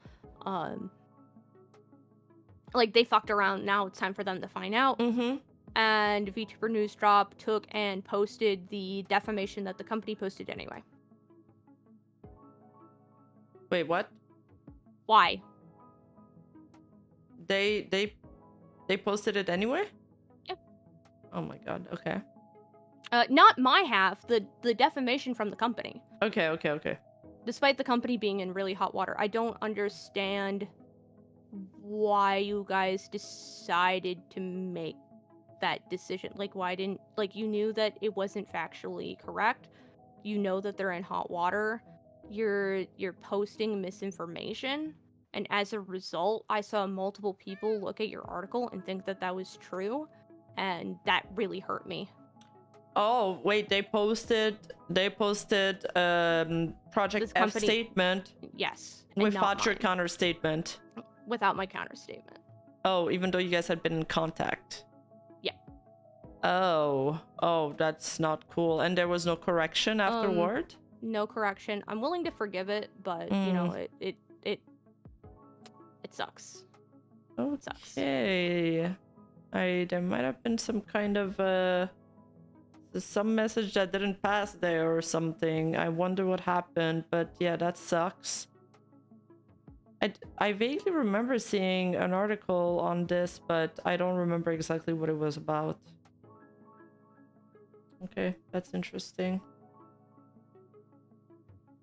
Yeah, not cool. I don't mean this to be disrespectful at all in any way, because I do like VTubers News Drop. I do like them. I do think there's some good beans, but I do think that particular choice was a little bit questionable. Yeah, especially since it wasn't like they didn't reach out for your story. No, they knew what was going on. I feel like, I don't know. I'm not part of VTuber News Drop. I'm not one of your employees. I'm not the one who greenlit that. So I can only question, but wow. Yeah, I'm raising a question mark there too. Karaber, thank you. Project F tried to take the Kelpie for a ride and got dragged to their proverbial watery grave. KW, truly lore accurate Kelpie. Thank you for the super. Nice. No, I'm kind of like, I didn't want to do that. that's the thing. Is like I didn't want to do like I didn't like them, but I didn't want to see them fail. I didn't want to see their company go under. You know, no one wants to see that because like if a VTuber agency fails, that's a loss for the VTuber community. Yeah. It but is. I don't know if that agency was a loss. After everything you told us, I don't know if it was a loss. I don't think it was. I don't think it was a loss. But at the same time, it's like at the time when I left, I was like, I don't want to hurt anybody. That was never my intention. You know, I cared about you know, a lot of the people involved. You know, I don't want to see them hurt. I don't want to see them upset. And it's like it sucks. It sucks, and I don't want to see anybody go through this kind of thing again. And especially since we're seeing these VTuber agencies pop up, left and right, and some of them are already, despite like either freshly debuting talents or not even debuting, there's like a ton of red flags, and these people like we have like Wonder Pop that recently brought up, like they have talents that are working on pre-debut stuff right now, but there's some like weird stuff going on with that company. And then you also have, what was the one company that had their numbers falsely boosted, like they were like paying for like view bots or something. And then, you know, there's other companies that have like freshly debuted talents, and there's people coming out and saying like, yeah, you know, I was really like I had the people that interviewed like laugh and belittle me and my content in the interview. And it's just like these companies have absolutely no right to be startup businesses in this industry. Oh my god. Yeah. I don't know enough about these companies. You seem to have better knowledge about the whole indie side of the scene. I try to like, I don't like it's just something that kind of happens because like it's just something I look at. Because there was a time where when I was really interested in joining an agency, I was looking at the startups. I was looking at the tiny ones. Like I know I absolutely could have joined a big agency if I wanted to. I know I have it in me. I know if I apply, I could probably join. I don't know so much anymore, but you know, I knew at the time, but I didn't want to join a big agency. I wanted to join a small agency. I wanted to grow with a company. I wanted to grow with my gen mates. That like growing as a content creator and not just growing in numbers means way more to me than fame or money or any of that. Like I that is something that is far more appealing. So I kind of wanted to join a newer company. I wanted to join a startup. I wanted to join like, you know, there's these really awesome small agencies that like really don't get the love and appreciation that they absolutely deserve. And there's some like really like there's some absolute gems, and they have like really small VTubers working in their company that just don't get the love that they deserve. And you know, I wanted to be part of that, you know. I feel like that makes because you made kind of a sacrifice going for them, and you trusted them, the betrayal is worse. It is. You know, it is what it is, but you know, all I can do is hope that me talking about my experiences and, you know, talking like giving advice to people like, hey, you know, look at these companies, do really good background checks, figure out who runs them, what are they like. If there isn't any information on the CEO, don't sign up for them. Like, and even then, like, do they have a physical office? Where do they operate? What are their employment laws? Like take a really good look at that, because you're not just gonna be streaming. You're gonna be doing corporate stuff behind the scenes. You're probably gonna be doing paperwork. You're probably gonna be, you know, looking at a lot of analytics, and it's going to be a job. And you want to make sure that when you get a job, that you want to know what you're really signing up for and getting into, because otherwise you're just gonna end up hurt. Oh, let me just grab this chat. First of all, cheer up for both our horse girls. Thank you, Kawasa. Thank you so much for the super. And here I'm gonna switch tab. Okay. Oh, VTuber news drop. Jay here. I understand that's a questionable decision from my end, but I think there's a misunderstanding. I only released their statement because I understand the whole conversation was under wraps. There's a limit to how long I can chat here, but at best I am offering an apology for my actions. I'll reach out to you directly. Okay, great. Yeah. You guys can maybe talk it through. Yeah, it is what it is. It's, you know, it's okay, but like it did, I don't know.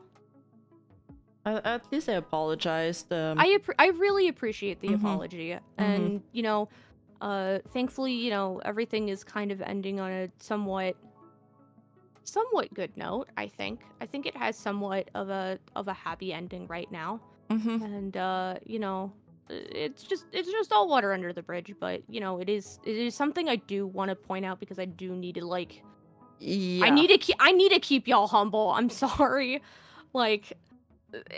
That sounded a little arrogant of me, but it's just like it is what it is. Yeah, thank you for apologizing, Jay. I will be happy to talk to you and reach out and all that stuff. At least so there's some kind of closure. Yeah.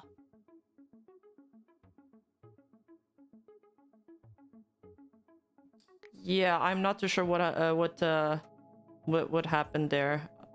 I have to look into it. I'd have to look at the articles. That's kind of wild.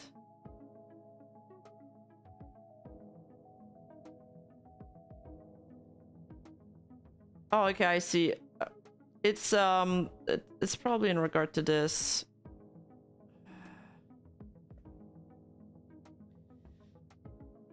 This article here, Project Foundation addresses several concerns regarding agency's management, and it's basically just what the agency had formally posted on Twitter regarding incidents of uncooperative behavior from former talent Lorelai Locke. And the agency has also provided screenshots of conversation leading to their actions. An unusual move for VTuber agency at a time when smaller agencies get scrutinized publicly for their management actions.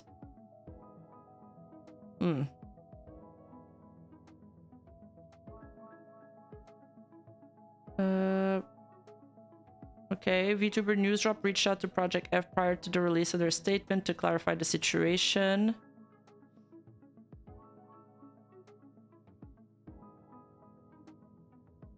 Okay, so it's basically Project F side of things. Okay. Yeah. Okay. And yeah, I'd like to see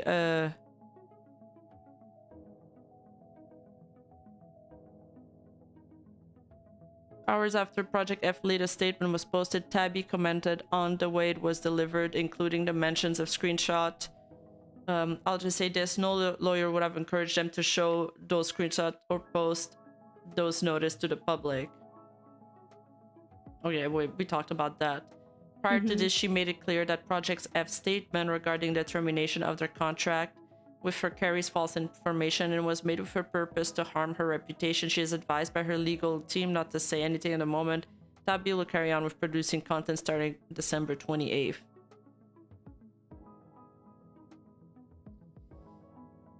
Yeah, it's just I see what you mean. It's kind of just showing their side of the story.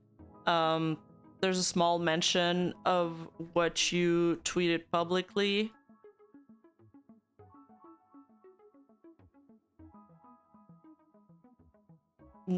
Yeah, it's just what you, it's just based on what you said publicly and not whatever you guys talked about, and your actual statement was not in the article.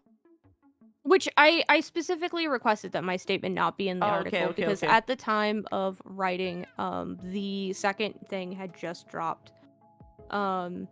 I'm glad that my statements weren't in there. I don't want my statements to really I don't know. I'm sorry. I shouldn't have said anything. It's just a lot of No, you're good. A lot of emotion. No, you're good. You're good. It's fine. I mean, it's like a big journalistic source that's covering the story, and you know, it was pretty much one-sided. I think that's the gist of it. Yeah. So, yeah, it's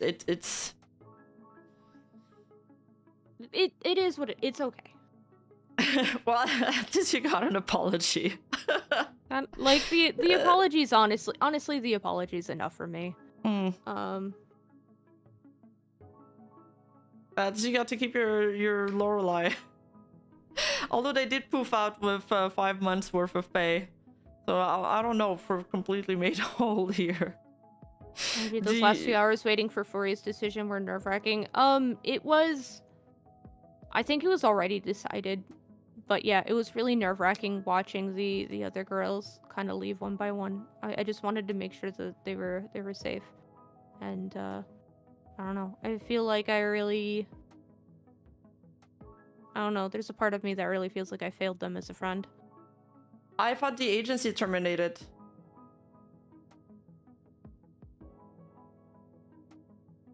I thought the agency terminated the whole branch, not that the girls left one by one. Am I wrong with my my impression? So they were not happy with their half of my, like, their termination notice with me. They were not happy about it. They then, to cover their ass and try to appease them, made another statement that made them look even worse, and the girls were just like, we're done, we're gone. Oh, okay. Like, how dare you do, like, this is not what we wanted you to do. This is not what you should have done. Like, you are once again mishandling the situation and are being being a jerk. This is not acceptable. We're now going into contract negotiations to leave. Okay. Yeah, there's a lot of that I think we didn't see, like, in the public. There's a lot of stuff that has not been talked about publicly. There's a lot I'm still not talking about that I just don't want to talk about, just because, like, it doesn't quite involve me. And I don't think it is fair for me to tell somebody else's experiences or stories without, like, their prior consent or experience first. I don't, like, that's just rude, straight up. But, I can say that, it was a Walker Akio Air situation. It was super fucked. A lot of the girls were hurt and exploited and harassed and abused by these people, and it just, like, all I can do is pray that they will never get hurt like that again. Okay. 'Cause they don't deserve it. Do you think you'd join an agency in the future? I would. You would? Okay. I would. I know that a lot of people I know, when I've said that, a lot of people have been like, what do you mean? And it's just like, again, Project F, what happened, but they weren't, like, it's not like I joined I hate to say it, it's not like I joined, like, a real legitimate agency. I didn't get what I wanted. I didn't achieve my goal. And, if there is a company in the future that, because I know that me being very public and outspoken about the abuse that I had, about the abuse that others have, and the fact that agencies and MCNs should not exploit their talents, I know some companies will look at that and be like, that is a black mark on you. We don't want you. We don't like the fact that you're vocal about, you and other people being hurt, because they might see that as a threat of, if we fuck up. she's gonna speak out, she's gonna stand up, she's going to fight back and fight for herself. And ultimately, if an agency sees that and sees that, sees me as like I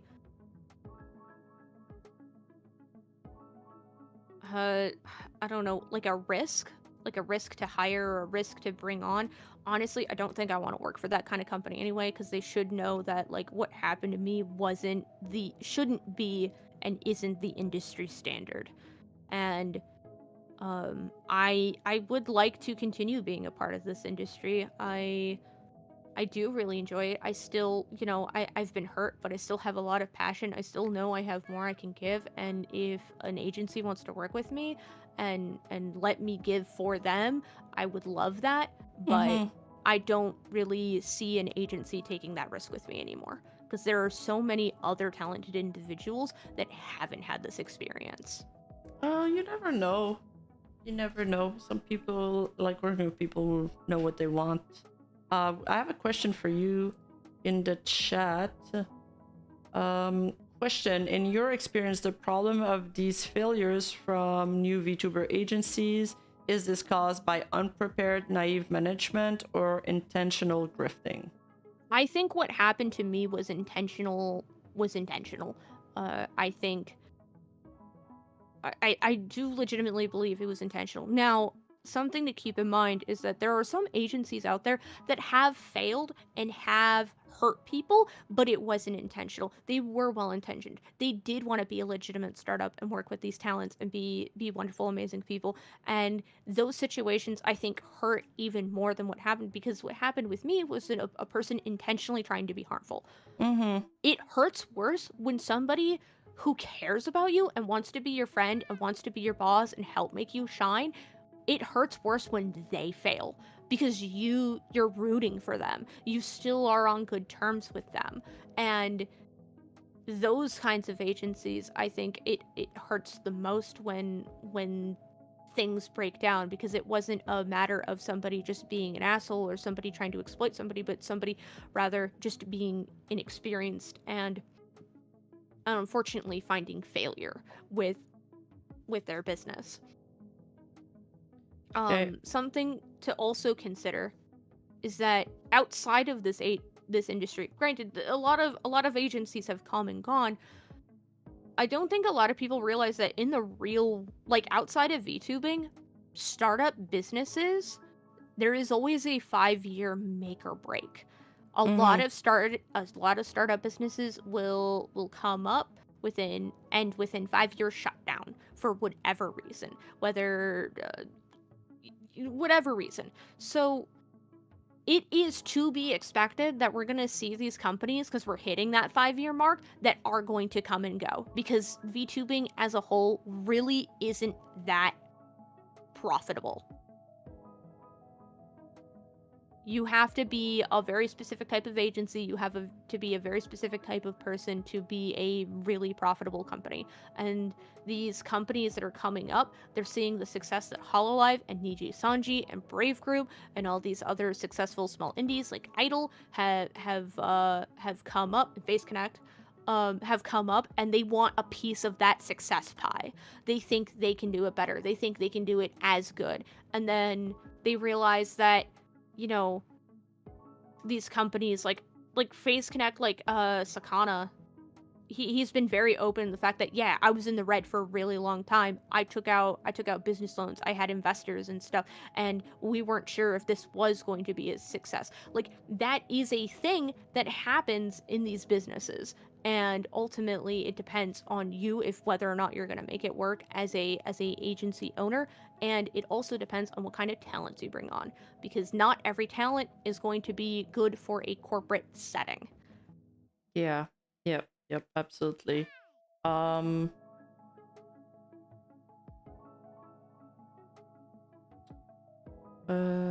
up. I'm trying to pull up the chat. It's going too fast. Okay, whatever. I'm just gonna not pull it up and read it. Okay, VTuber News Drop says, I understand what I did is not amenable, but I'd like to ask consent from Lorelai if you can still share the convo we had. Like, I think there was a misunderstanding there, and maybe, you know, you guys should handle it privately. Yeah, we can discuss it privately. Yeah, he was willing to apologize publicly, so, you know, I think you guys can reach out to each other privately and hear each other's side out, and you know, I think it's probably just a misunderstanding issues, and you know, chat, don't come to any conclusions. You know, don't be attacking VTuber News Drop. Yeah. I like VTuber News Drop. I do like them. Please don't be stinky. Don't be stinky. Don't try to call them out or anything. This isn't me trying to be hateful. This is just me trying to be like, hey, this is a thing, and we're gonna talk about it, and then everything's gonna be great. It's just a little bit of a misunderstanding, and yeah. I'm sure this will be settled. Still good terms. Still good terms. Everything's okay. Sorry to lay this all out live. I'm sorry. Well, I'm sorry. We'll navigate through this. That I should have reached out privately, instead. No worries. That is my, and I'm going to apologize for that. That should have been something that I should have said private. It's okay. No one's blaming you. You know, you've been through a lot, so I feel like it's understandable.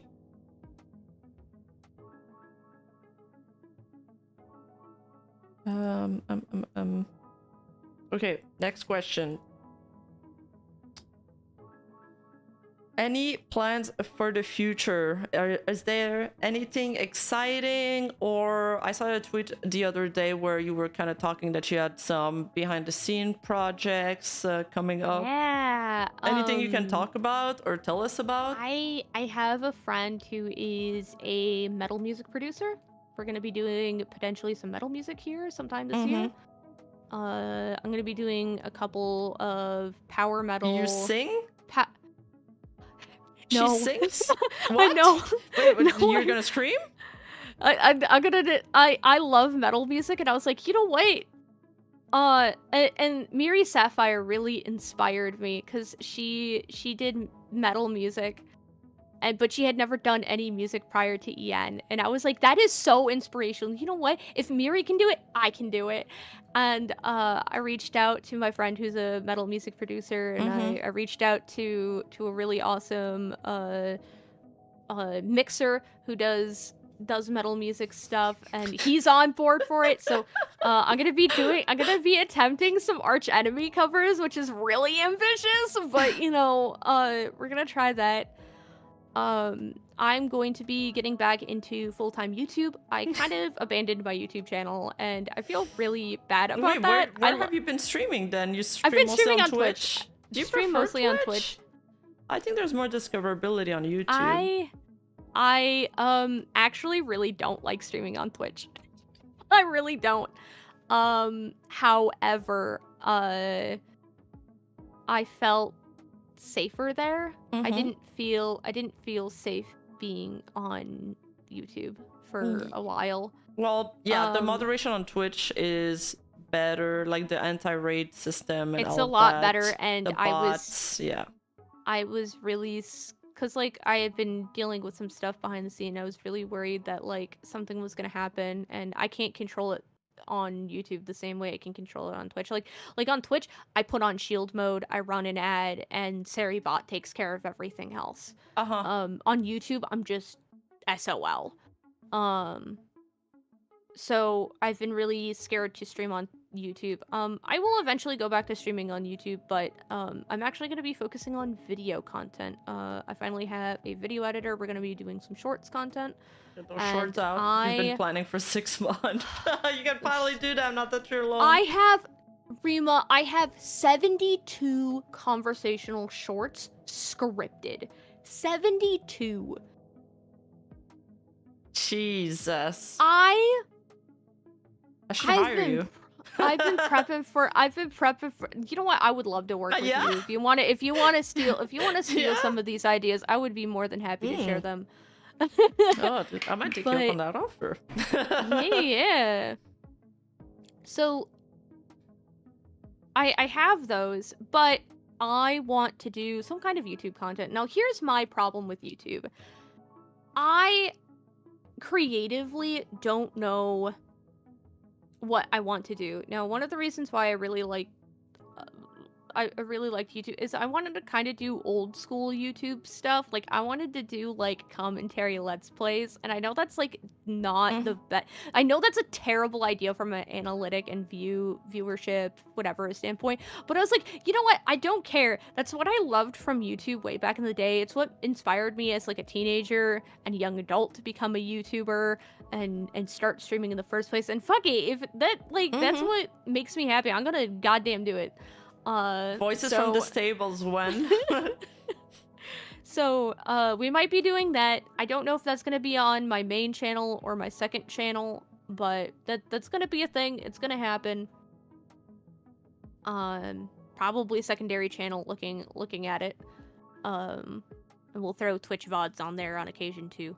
Okay. So that's exciting. Well, guys, if you wanna be able to catch those, death metal songs and all those lovely projects Lorelai has in store, don't forget to go subscribe to her channel. Hopefully we can get it sooner than later. It's expensive. Doing music is a lot more expensive than it is. So expensive, which is why I was like, man, you don't even really make money you don't make money on them, not really. Because there is a lot of like copyright issue and like covers aren't necessarily like it's revenue share and all that. Yeah. So, you have to do it because you want to do it, not because, whatever. But my hope is also to I want to explore maybe doing some more, like, conversational, like Zatsu streams? I think, I was gonna talk to you about it privately, but I was considering, because I feel like there's a lot I could talk about. Maybe doing the essay type stuff that you and Depressed Nusagi and Yelm have been doing. I can help you with that if you ever need some guidance. I would love that. I've been considering that, and my friends have been like, you know what, you would do really well doing that stuff too. And I'm not gonna lie, they kind of inflated my ego a little bit. So we'll see. That could be interesting. I think it would be an interest. That's not what I expected myself doing, but it's kind of an avenue that has been presented to me, and I kind of want to explore it. It's an avenue that's not oversaturated yet, so I definitely think your model looks so cute. I didn't know you had stockings. God damn. Me? Yeah. Yeah.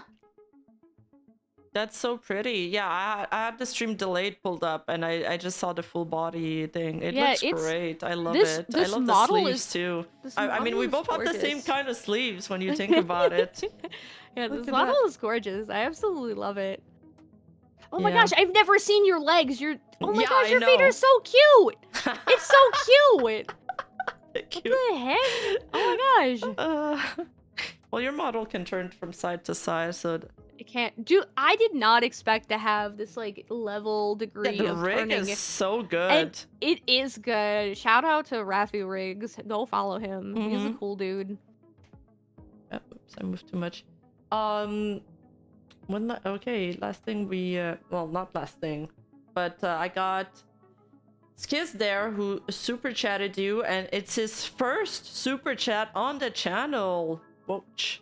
I'm sorry about what happened to you. Glad it's over. Thank you for sharing your story, Lorelai. I admire your courage. Truly inspiring. Also, in sync. Thank you so much. I wouldn't consider myself courageous, and I don't want to put myself on a pedestal. I'm not the only one who has suffered similar things. I just happen to be the only one that hasn't been forced into like an NDA or a silencing contract, and I think it just needs to be talked about. I don't think I'm brave or any better for talking about it. I just want to be hopefully a voice of positive change. That's all I want to be. I don't want to be anything more than that. I just want to make people I want agencies to kind of look at what happened, realize, like, kind of do an internal thought and be like, is there anything like look at like not just Project F, but like the recent stuff with Niji Sanji and all these other agencies that have fallen apart. Like, take a look at your own agencies and really think like, what can I do better? Am I doing anything that could potentially be hurting my business or my talents, and really improve. And, you know, as a talent, look at yourself and go, okay, well, do I want to join an agency? Or if they're already an agency VTuber, what their management could be doing to help them, and what they could be doing to help their management, and just overall just do better. And that's do better. Yeah, just do better. Get good. I don't know, I love this industry, and I just want to see it thrive and flourish, and everybody just be the best they absolutely can, because ultimately at the end of the day, all of our success is shared. Yeah, it is. A rising tide lifts all boats, like Ellen says. Exactly. Yep. That's all I want.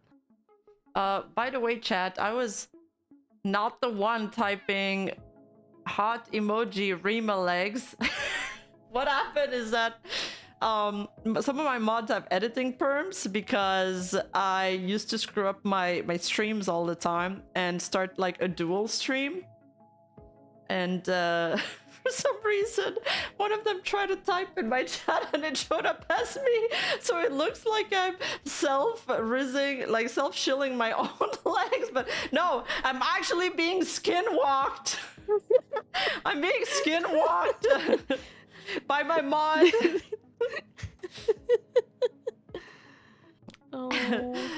We got another super for you, Lorelai. Lorelai, what is your opinion on horse girl Rima? Do you think she has potential? I think Rima is the cutest kitsune, but if she would like to be a horse girl, I think she could be the best horse girl. Aw, thank you. She wants me to be best pony girl. I do. Yeah, Lorelai is one of the cloppers. I feel we're never gonna have a cool fan base name, aren't we? It's just gonna end up being cloppers at the end of it. I'm still in denial. I tell people that I haven't figured out a fan base name yet. Oh, embrace the chaos. I want to say, actually, I wonder if I can do it. So, when everybody was calling you a horse, I was like, damn, I relate to that, because back in my past life, can I load it? Can I load it? Sure. Load what? Uh-oh. Oh no, it's gonna be another pony thing, isn't it? I have PTSD from false ID. This is the model I started with way back in the day. Okay, that doesn't look like a horse girl. No, as you can see, my ears are very similar to yours. Guess what I got called? I'm a red panda, but I was a red panda. I got called a fox. I got called a cat. I got called a kitsune. So you're also being misgendered. I was called pasta cat all the time, and I was just like, damn, dude, this sucks. I need a new model. Oh my god, so you're the opposite. So everybody was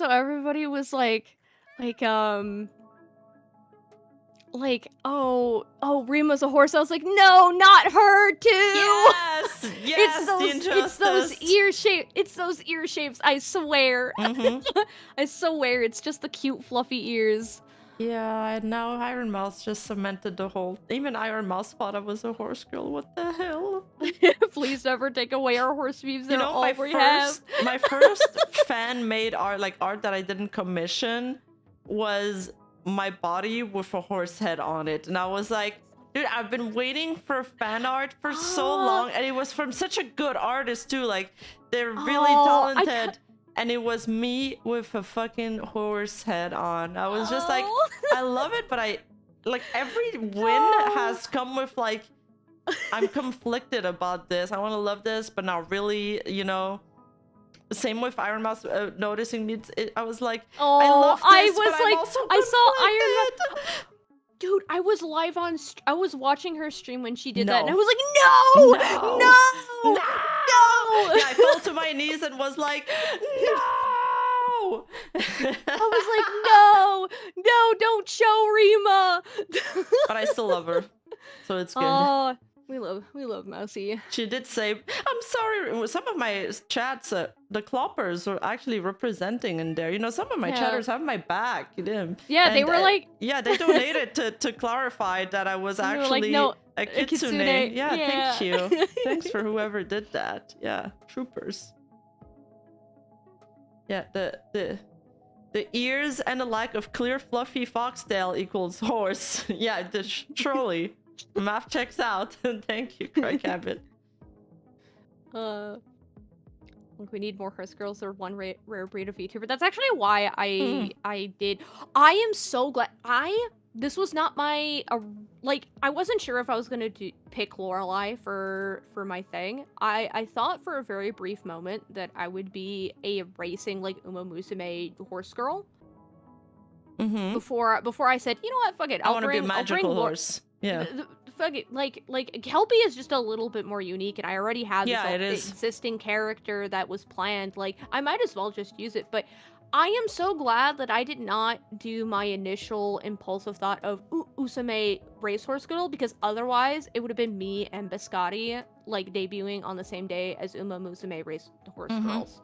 It would have been so like I was like so excited to have a horse girl in a VTuber agency, but also at the same time it was like we were debuting on the same day, and it was like a little chaotic. Or there's already too many debuts going on. I miss her and her content so much. I'm so sad that she graduated. All I can do is hope that, you know, whatever she actually had doing, a really cute model too. She did. I really wish her the best of luck and hope that whatever she's choosing to do after that, you know, she's happy and, you know, okay. For the Rima fan name, Furriers could appropriate. Clopper sounds like you're a My Little Pony enthusiast. What's a Farriers? I've never heard that name. Yeah, Farrier it sucks that Cloppers has a double connotation. Farrier is actually very horsey. So a farrier is somebody that, some horses, typically ones that get ridden a lot or do showing or eventing, that kind of thing, they have horseshoes put on. A farrier is a specific type of blacksmith that does horseshoes on horses. Yeah, but farrier is not funny, guys. Well, you guys are not. We know you're not actual cloppers. You just need to get a Ninetales add-on for your model and they will get the fox. Yeah, my new model that I'll probably get one day. I don't know when. It hasn't even started the process, but I'm looking at a few artists. You just I'll have a Ninetales for sure.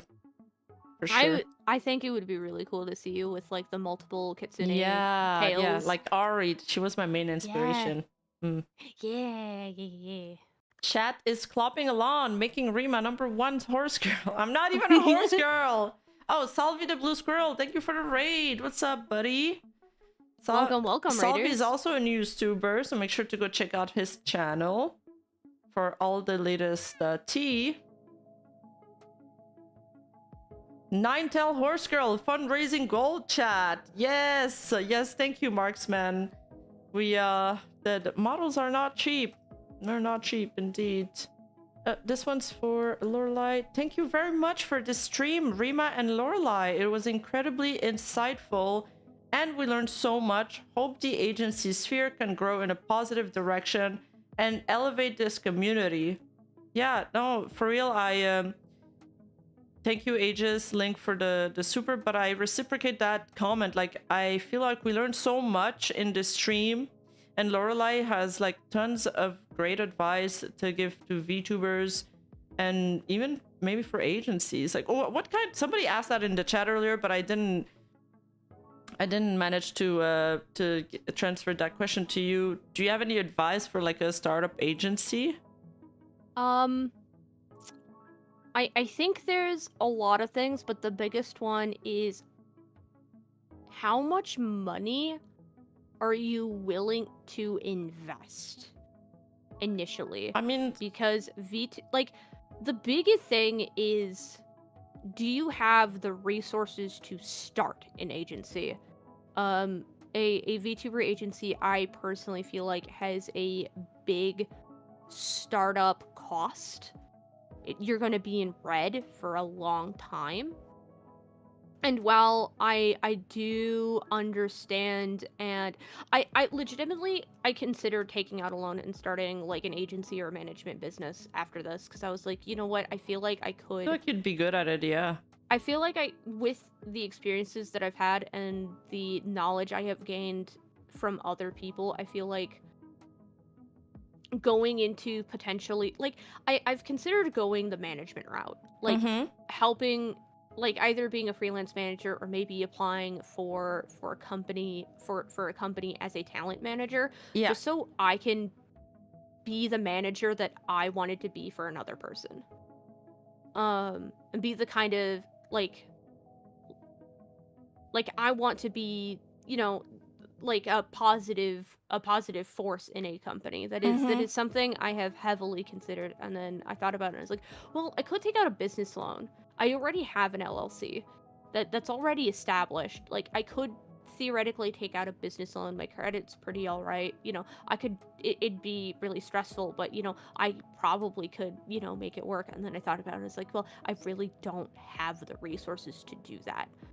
It wouldn't be fair to the people I hire on and bring on to do that. So I didn't do it. So something I think other up and coming agencies really need to look. It's like, how much money are you willing to invest? How much time are you willing to invest? Because a lot of these startups, they're managing the talents themselves because they can't hire a manager. Like, how much are you willing to go the extra mile to make it work? And if you just want to make easy money because you think VTubing is profitable, then I suggest maybe not getting into VTubing, getting into a different type of business, because you will not... The chances of you finding... The chances of you being the next Hololive or the next FaZe Connect or the next Niji Sanji or whatever, very unlikely. It is very unlikely. Yeah, and not at least for 3 years. Not at least for 3 years. Like, you have to be willing to invest time, blood, sweat, and tears into it. Now, if you're willing to do that, you really need to do a lot of research into the industry. You can't just go look at and copy Hololive. You can't do that. You have to do something different. Yeah, I agree with that, because you're not gonna beat them at their own game. You're not gonna beat them. Yep. Aegis Link, thank you so much for the 10 gifted. I love seeing all the green names in the chat. So Lorelai, I don't know if you have anything else to say. That's it for me for my questions. I really thank you for coming over and opening up about like a really difficult and sensitive topic, but honestly it's been so great having you here. You're so well spoken. It's like the first time we actually speak on a call, but I'm glad we did so. I think we're gonna speak again for sure. I would love to speak again. I would love to talk and hang out, and I feel like this past week has been very rejuvenating for me, for my passion, and I just want to give my all and just show people, like, you know, what I'm capable of, but also, you know, help people along the way. Like, I love helping people and giving advice on their content and helping them, that kind of thing. I can tell. I'm hoping in the future I can do more of that. I'm really excited. Okay, well, thank you so much once again. Guys, I'm gonna send you we're gonna raid Pippa, you know, make sure to do the little chant. Let's do and make sure to tell her I sent you guys. I'm probably gonna go crash now because I'm pretty tired. But thank you once again, Lorelai. Don't forget to subscribe to her channel. Very important. I want to see, you know, those Twitch numbers go up, the YouTube numbers go up, the Twitter follows, everything. Cavalry Assemble. And thank you so much for the support. Thank you for showing up today. VTubers News Drop, thank you so much for the message. I appreciate the transparency there. Derito, thank you for the membership. Bye guys. Bye bye. Love you. Bye.